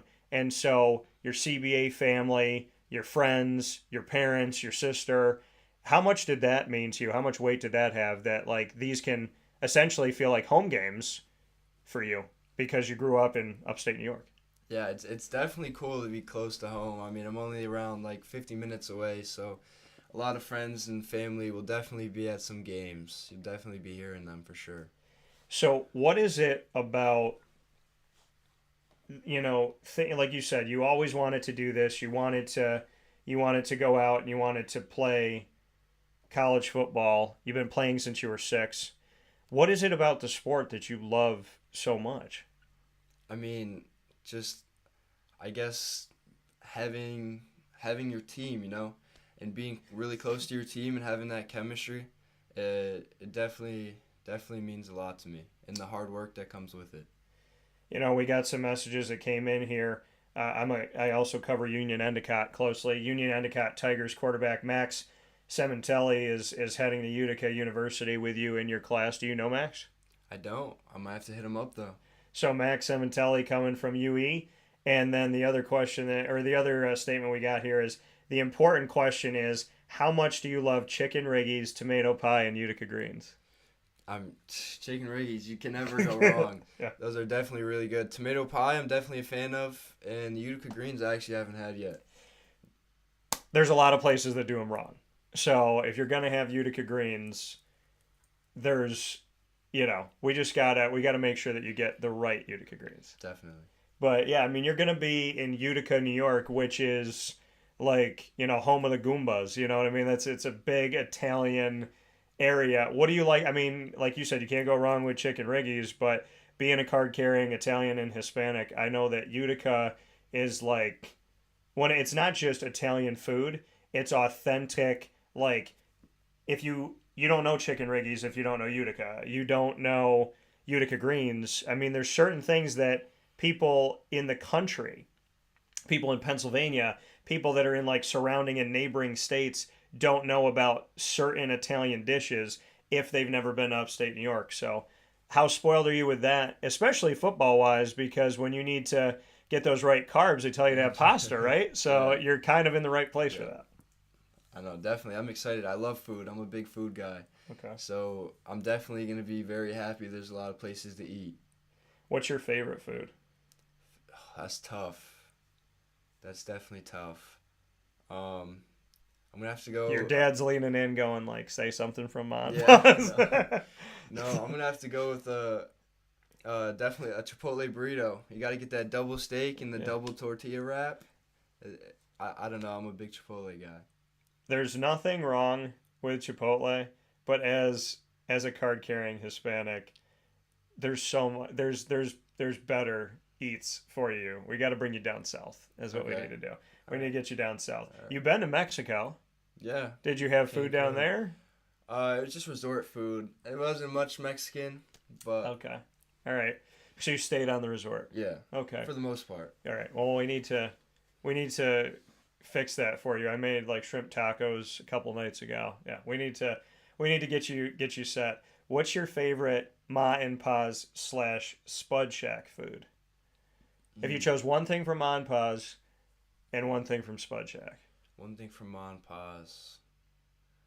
I mean, fried Oreos. I have to go with the fried Oreos. So good. Yeah. Okay. And one thing from Spud Shack. Spud Shack. Bacon cheese fries. Yeah, because there's the bacon cheese fries, which are great. There's the ribbon fries. And then do you guys, is there another one that I'm missing here? I think we used to do curly fries. You did do the curly fries, because I love curly fries. I don't know if we do them anymore. So I was going to say curly fries, because nobody does curly fries. So, and I love them. So curly fries I've had there. I've had the ribbon fries, and I've had the bacon cheese fries. And the ribbon fries with like the seasoning on it, so good. Funnel cakes are good. It's funny because when I get a funnel cake, they'll say, "Do you want cinnamon or do you want sugar?" And I'm like, obviously I want both. So, but are you going to be working on the truck this summer? Maybe a little bit. Okay. I'm working for a moving company right now. Oh, okay. Yeah. What are you doing? Well, where is this at? What are you doing with them? Do you know J.R. Cesara? Yeah. He meant actually. I think he liked the video coming in here. So yeah. Yeah. I'm working for him. So you're working for him. Okay. Why did you want to do that? I mean, so you can labor, continue to pump some iron in. Yeah, some more workout. I mean, pretty good pay, but yeah. Okay. All right. When do you report to Utica? August 9th. August 9th. Yep. So what are you doing? What's kind of like your off-season workout regimen? I got the Utica workout program I'm just doing.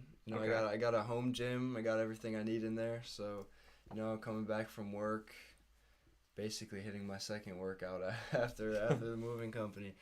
Okay. But, I'm staying on top of that, and I'm going to I live in Beeville, so I'm hitting up the Beeville field now and then. Yeah. With some guys, even my roommate.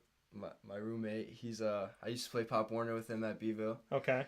So we're going to the field together. We're doing some workouts and stuff like that. Your roommate for Utica? Yeah. So shout him out. Who is it? Griffin Killian. So you got Griffin Killian that's going to be with you. How excited are you to go to college with him? Yeah, it's definitely cool. It's definitely cool. Since Pop Warner, we played together, and last year we actually played against each other. Yeah. Beeville versus CBA. That was fun. That was definitely fun being back. It was cool playing against all my friends and all the old friends.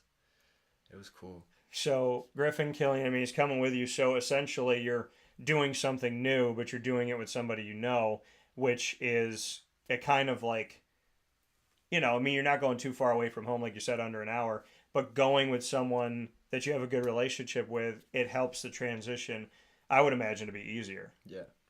Yeah, I mean, for sure.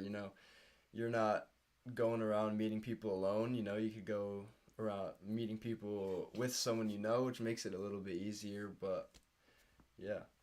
So Griffin, Killian coming with you, both going to be playing at Utica, playing Pop Warner together, to playing against each other, CBA Beeville, to playing together in college. Yeah. How cool of a story is that?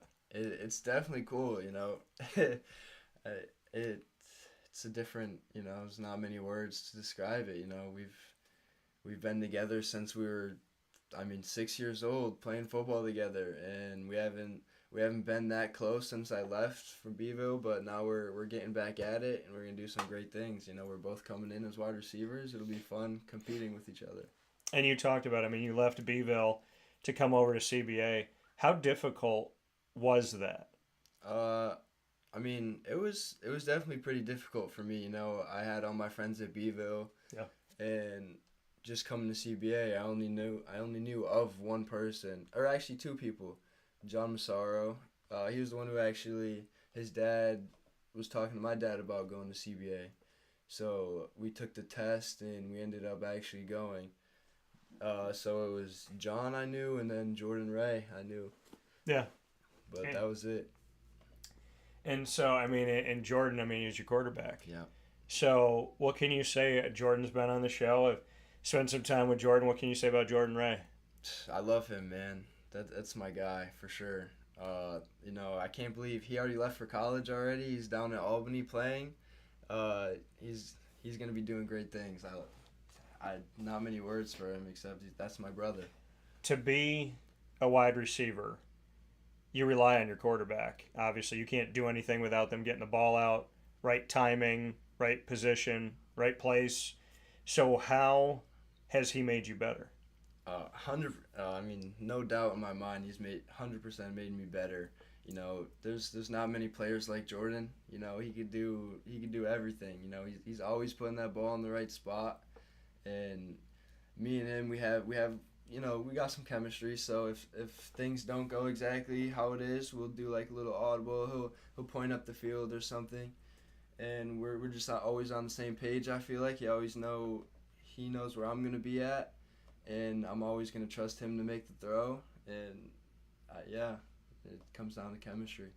And you talk about chemistry. You have that wide receiver room, Amari Pitts, Darian Williams, Sire Torrance, and so on and so forth. There's so many guys that you can lean on, and you had talent, and I'd love for you to share it. There was like a jack of all trades, Swiss Army knife, like triathlete that's out there too on the team. That was Dan, I think, right? Yeah, so you had this team full of weapons. How did you learn from the other guys in the wide receiver room? Yeah, definitely. Since we had so many good people, you kind of have to spread out the ball. So no one ever is really getting the ball every single time. But it just made us so much better. In practice with all these great wide receivers. We're always competing against each other, so we're always going back and forth, and in games it makes it tough for the other team because you can't really double team anybody because there's just so many weapons. So you said that you and Griffin are coming in at wide receiver, so you're going to be competing against each other to get on the field. How is the playful competition between the two of you?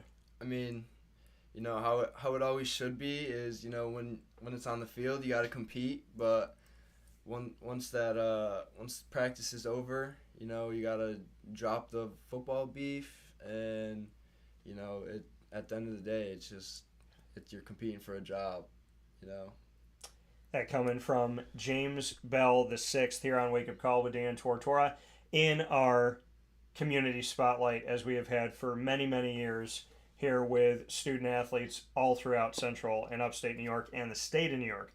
We're going to take a step aside. When we come back, James and I are going to play rapid fire right after this.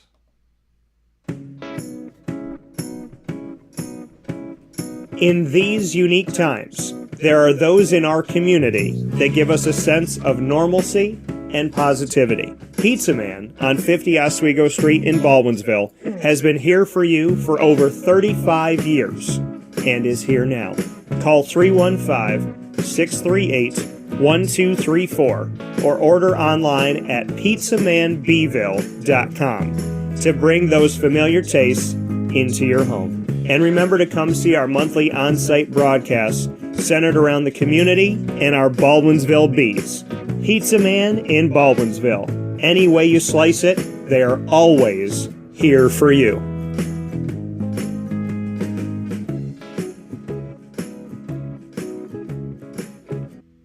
I'm George Townsend of Honda City with some good advice when buying a new car. The true cost of owning a new car is determined by the appraised value when you trade it. No vehicle appraises higher than a Honda. Next, look for low APRs and deep discounts. You also want low maintenance costs and great fuel economy. That's why my advice to you is to buy a new Honda. Looking pre-owned, visit our Honda Certified Used Car Center. Honda City, 7140 Henry Clay Boulevard, Liverpool, or HondaCity-CNY.com. It would be a pity if you don't shop at Honda City.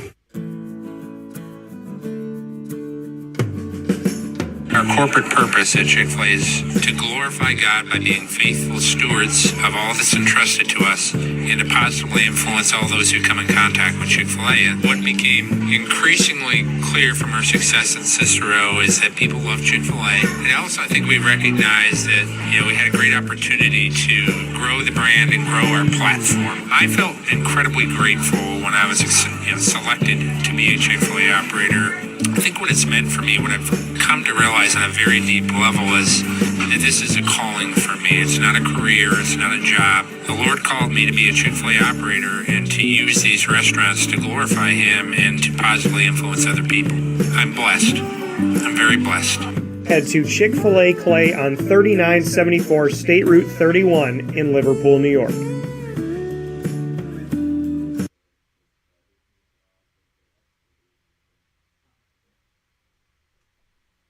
Welcome back here to Wake Up Call with Dan Tortora, here where sports truly meets that thing called life. Appreciate you being here, hanging out on Wake Up Call with Dan Tortora. We are, of course, in studio here with our Central and Upstate New York Spotlight. You know that we've done so much in our history with student athletes of all different sports. I got asked what sports we did, and this is what I figured out up to this point.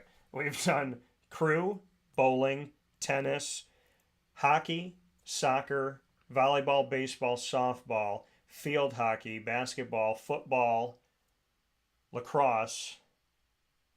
I feel like I'm forgetting. Swimming and diving. I mean, like, pretty much besides like cricket and polo and stuff like that. And we're going to start doing, well, I can't say it yet, but there's something I'll be announced. So I just had the huge announcement about the Mic'd Up, Geared Up, that you can go buy my gear and the website and all that, which I'm really excited about.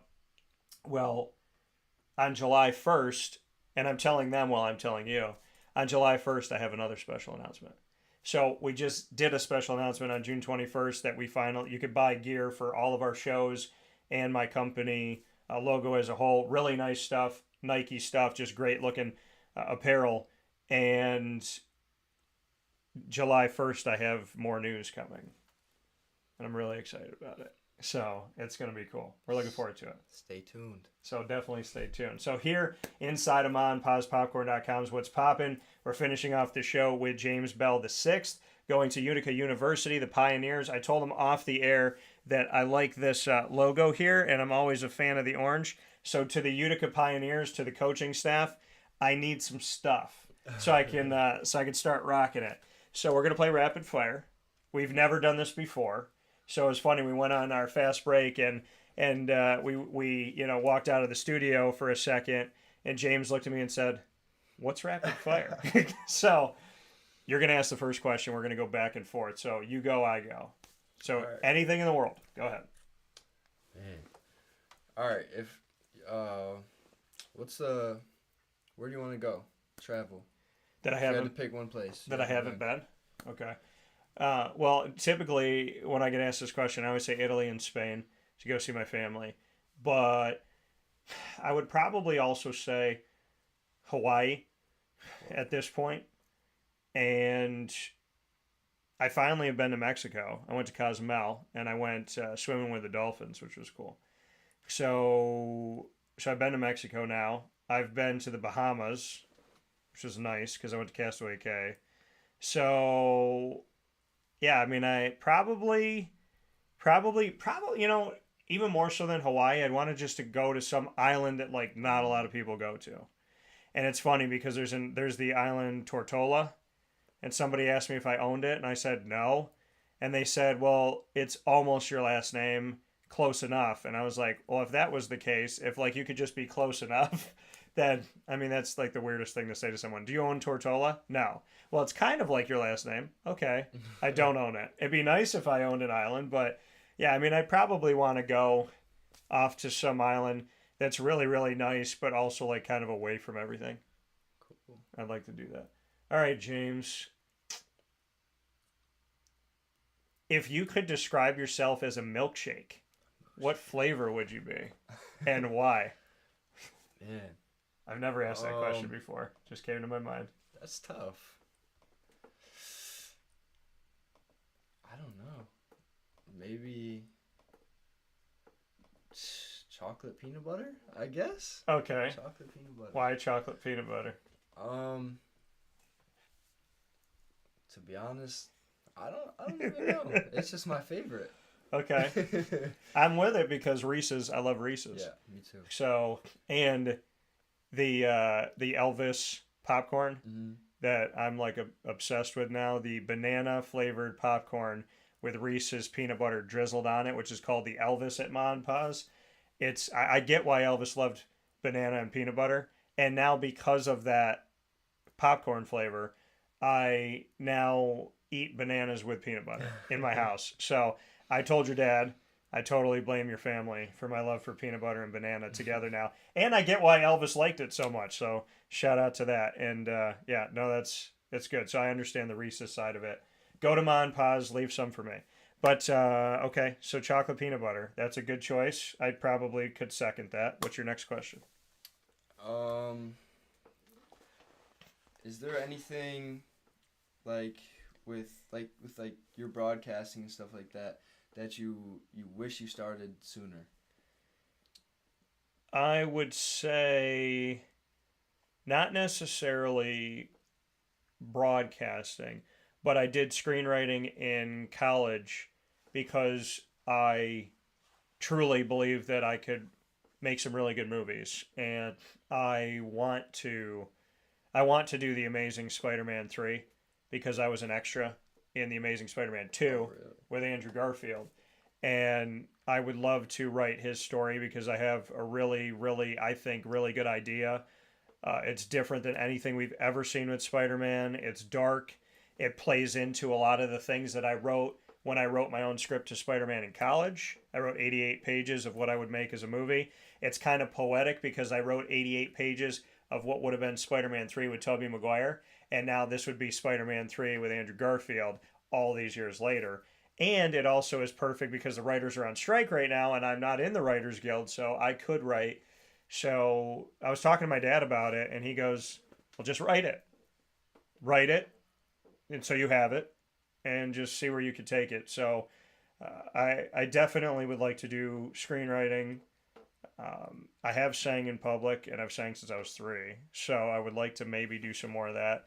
And my stand-up, I love making people laugh, so my stand-up comedy, it's in today's world, people get so like easily offended, which is stupid because people should just like, you go to a comedy show to laugh. But I mean, it's kind of like figuring all that out, but screenwriting, I genuinely feel like I can be the person without doubt that you could go in and see a movie and go, I liked it. I think there's a lot of things that I can do that are a huge passion of mine. And I've been writing stories since I was 5, reading comic books since I was little. And I just feel like I know how to tell a story no matter what I do. So I'd really like to do it. Cool. So I would like to do that. So, what do you think? Should I do it? Absolutely. All right. Go after your goals. Okay. Sure. That's coming from James Bell the Sixth. All right. My second one for you. If you weren't named James, because there's 6 now, if you weren't in a succession, what would you change your name to? Man, that's tough. I don't know. I couldn't. I feel like if I look at myself, I don't look like another name. I mean, me personally. Okay. Yeah, you look like your dad. I mean, you definitely do. So how about this? If you could give yourself a nickname, what nickname would you give yourself? I mean, shout out all my CBA coaches. Coach Bruce Williams, he gave me this, JB. JB. That's what they always call me. But, I mean, I went to a Utica spring practice, and one of the players, their nickname's JB too, so I guess, I don't know what's going to go on with that. JB6. Maybe. Yeah. Maybe. JB6. Because JB6 is your actual name, and JB6 means that you're in the end zone. Hey. So I like JB6. Yeah, I like it. I might call you JB6. What's your last one for me? Is there a sport you wish you played? I love football. And when I was at CBA, one of the guys on the football team was like, "Hey man, I see how you are in gym class, and I see like different things we do, and like they're like, you could get out of a lot of stuff, and you're scrappy, and you could kind of like run and whatever." He's like, "I see you as you know, I'm going to talk to coach about you playing running back." And Joe Casamento was the coach at the time, and he asked him, and Joe said I had to put on 100 pounds, and I remember looking at my body going, "No." So, but I was like 5'8", where am I going to put it? So. But I mean, I did have an interest in playing football, and I would have played basketball. You know, getting recruited by one school, and it was Marywood. You know, I had an interesting road of how I got there. I tried out for the CBA team. I think that there was I don't think I got a fair look. I think some of it was on me, definitely, because I needed to run more. And then I think some of it was I didn't have the right last name. And then at the time. And then so I played CYO, and we made history at JV, we made history in varsity. We had a great time. And now looking back on it, I mean, when I got that phone call from Eric Grunman, I was like, "How do you even know about me?" Like, I thought it was a joke. I said, "There's no way. I didn't play high school. I understand if you would know me at CBA ball, but I didn't play high school ball that way. I played high school ball at CYO, and playing for a Catholic youth organization, I didn't think that anybody watched our games. And this is back before film, before, the internet and all this stuff. And as far as like Twitter and social media, and Huddle. So I didn't think anybody was watching anything. And he found out. I said, "How did you know about me?" He said, "I heard you can shoot." He said, "I have eyes and ears everywhere." And so if I could go back in time, I probably would have tried out with the team. And my senior year in college, I thought about leaving broadcasting for that season and playing because I really wanted to play.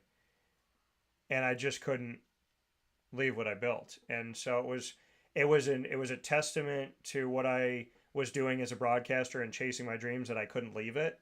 But I also, I think about it all the time. Like, what would I have been on the court? I just, I would love to have seen at least me put the jersey on one time.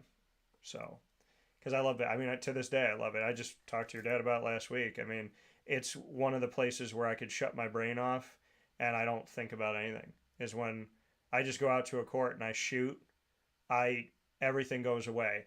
If I broke up with somebody, I'm not thinking about an ex-girlfriend. I'm not thinking about the world being crazy. I'm not thinking about stress and all the stuff. Like, if I go play basketball, I'm only concerned with getting better.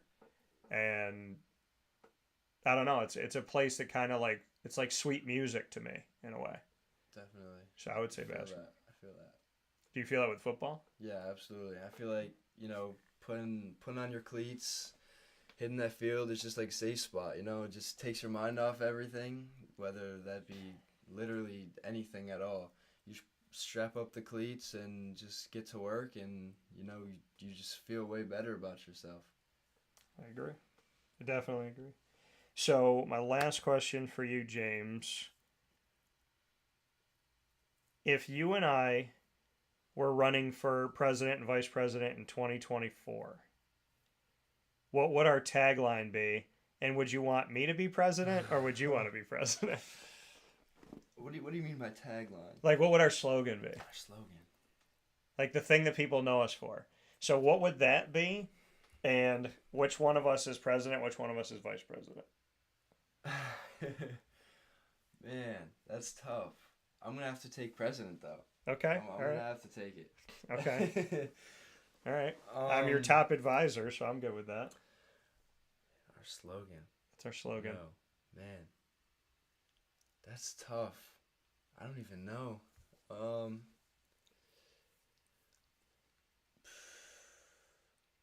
Something with DT in it. DTJB. Trying to think of something that rhymes. So we could have, okay, so I'm thinking, so we could have like DTJB equality. Okay. Yeah. Like equality, family, honesty, all things that rhyme with like DT and JB. Because politicians are not known to be honest. Equality is something that doesn't happen a lot. And the family aspect of being together is something that a lot of people have lost. I like it. So honesty, family, what did I say? Honesty, family, equality, DT and JB. JB and DT, because you're going to take president. So. I like it. All right. I got it. So I'm going to ask you as one aside here. What's the first thing you would do as president of the United States? First thing I would do. Like if we could change anything, we could change any policy. So we get into office, do whatever it is, January 15th. And so we're sitting in office. What are we going to do first? I guess I'm gonna have to promote the family business. Okay. So Ma and Pa's will put family first. Okay, so Ma and Pa's is going to be like the exclusive White House snack. Family first. All right, I like it. I have said that to me it's, you know, America's snack capital. So we would have to officially make Ma and Pa's America's snack capital then. Have to. So it's something that I've already said. So it's already out there. And then we bring it there. So we would be the first presidents, I think, to have fried Oreos at our like first meeting. Yeah. From Ma and Pa's. Would you let your mom or your dad or both be on the cabinet? No. Probably not. Okay. No. If you brought your dad and mom in for jobs at the White House, besides Ma and Pa's, what would they do? What do you think your dad should do, and what do you think your mom should do? You know, I think my... What about your sister, too? My sister. I would have to keep her out. I'm not going to... I don't know how that would go. Okay. But, you know... Poor Lana.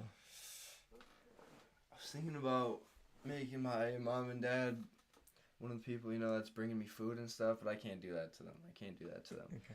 So you would be president and you make your parents the servants of the White House. I couldn't do that. I really hope that Jim and Angela are listening right now. I don't know. I would have them set up, I guess. I would get them some spots at the White House. Get them some spots at the White House. Okay. All right. So they would have some Ma and Pa's Spud Shack exclusive White House spots. Sure, why not? All right. I like it. I could appreciate it. As vice president to you, why would you want me to be your vice president? I mean, I feel like you'd have my back. I would. Yeah. I would. That's it. I mean, yeah, I mean, with anything, I guess. I would. No, I would. I definitely would. So because I helped you with your slogan, I'm going to finish it off with another question that goes along the lines of this. If we were going to... So if we had the power to do anything as as president and VP, what country would you want to be allies with? If we could build a partnership with another country. I feel like Russia.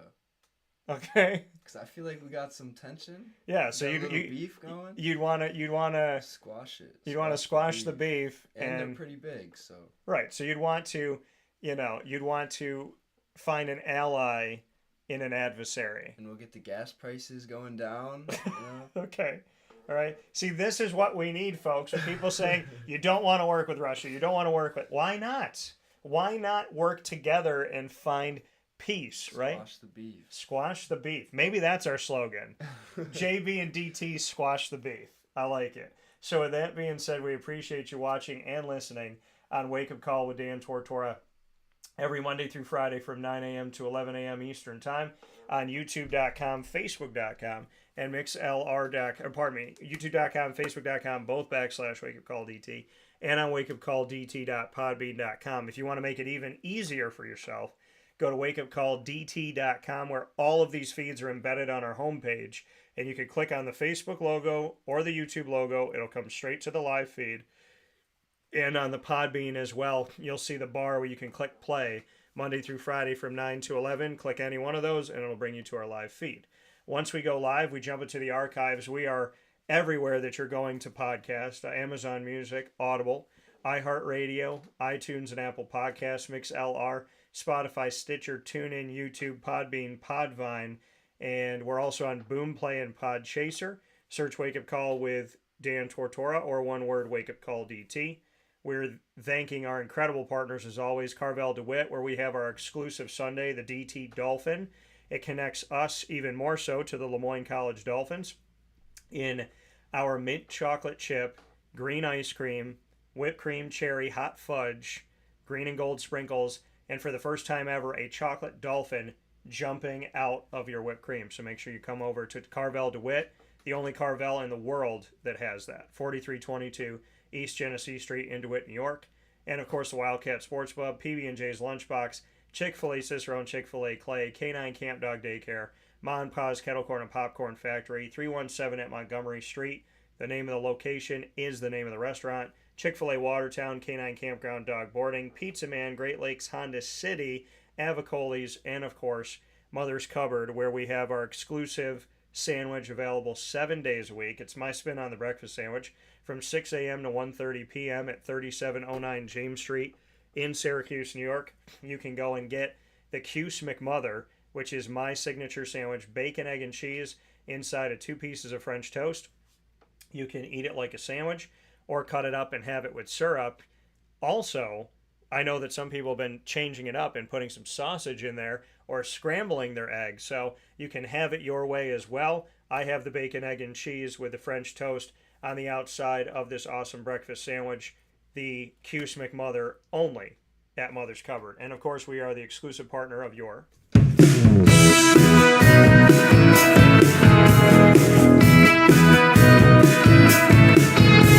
Lemoyne College Dolphins. It's Fins Up every single month on Wake Up Call with Dan Tortora, AD and DT, coming to you every month, and the first and third Wednesday featuring Athletics Director Bob Beretta and myself, Dan Tortora, and our exclusive stories that we get to tell. The Dolphin Dive every second and fourth Wednesday, diving into the stories of student athletes, coaches, administration, future Dolphins, and alumni. The Dolphin content is on the Lemoyne tab on wakeupcalldt.com, and you can get it all by subscribing to youtube.com /wakeupcalldt, including our exclusive Road to D1 series with the coaches talking about the transition. For more information on your Dolphins, go to LemoyneDolphins.com, and as always, Fins Up.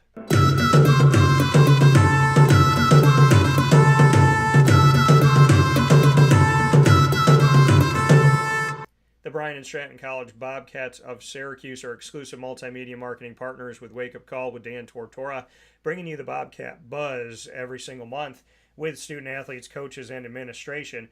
We're giving you the Bobcats like you've never had them before, and Bryan and Stratton College of Syracuse, right on James Street, provides so many opportunities and a unique connection that if you still have eligibility, it doesn't matter your age. You have the opportunity to become a student athlete and to be involved in so many different ways. Their esports program is up and running, and we just had our story with their head coach, Brian Yurton. You definitely don't want to miss out on that. They have national champions in men's and women's soccer. Shout out to Nick Dmitrievsky of the men's team and Alex Grigorita of the women's team.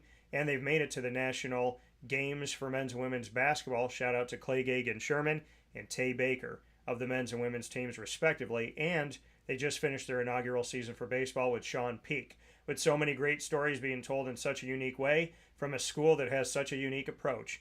The Bryan and Stratton College Bobcats of Syracuse are home on Wake Up Call with the Bobcat Buzz. Go to the BSC Syracuse tab on wakeupcalldt.com. Subscribe to youtube.com/wakeupcalldt and search Bobcat Buzz.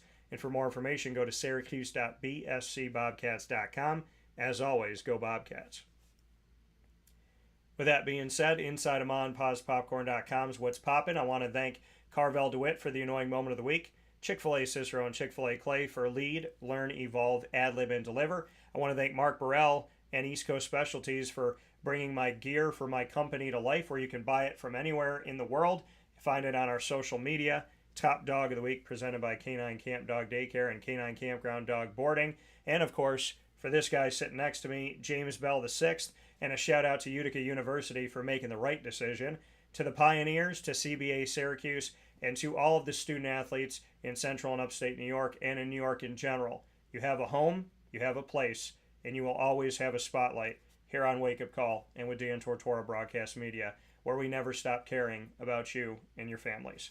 Find us on Facebook at Wake Up Call DT, Twitter at Call DT, and Instagram at Wake Up Call _DT. And as we always leave you, God bless, no stress, do your best.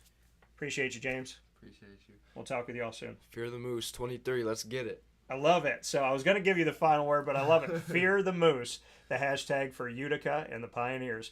We'll see you out at the university, and we'll see James out there August 9th. We get started. Take care, everybody. Be safe, and have a beautiful weekend. And tomorrow, June 24th, is my grandmother's Remembrance Day. G-Mama never wanted us to be sad. So on the day that we remember her returning to heaven, we'll be having a great time with the family. So, love you, G. God bless. And say hi to Willard for us.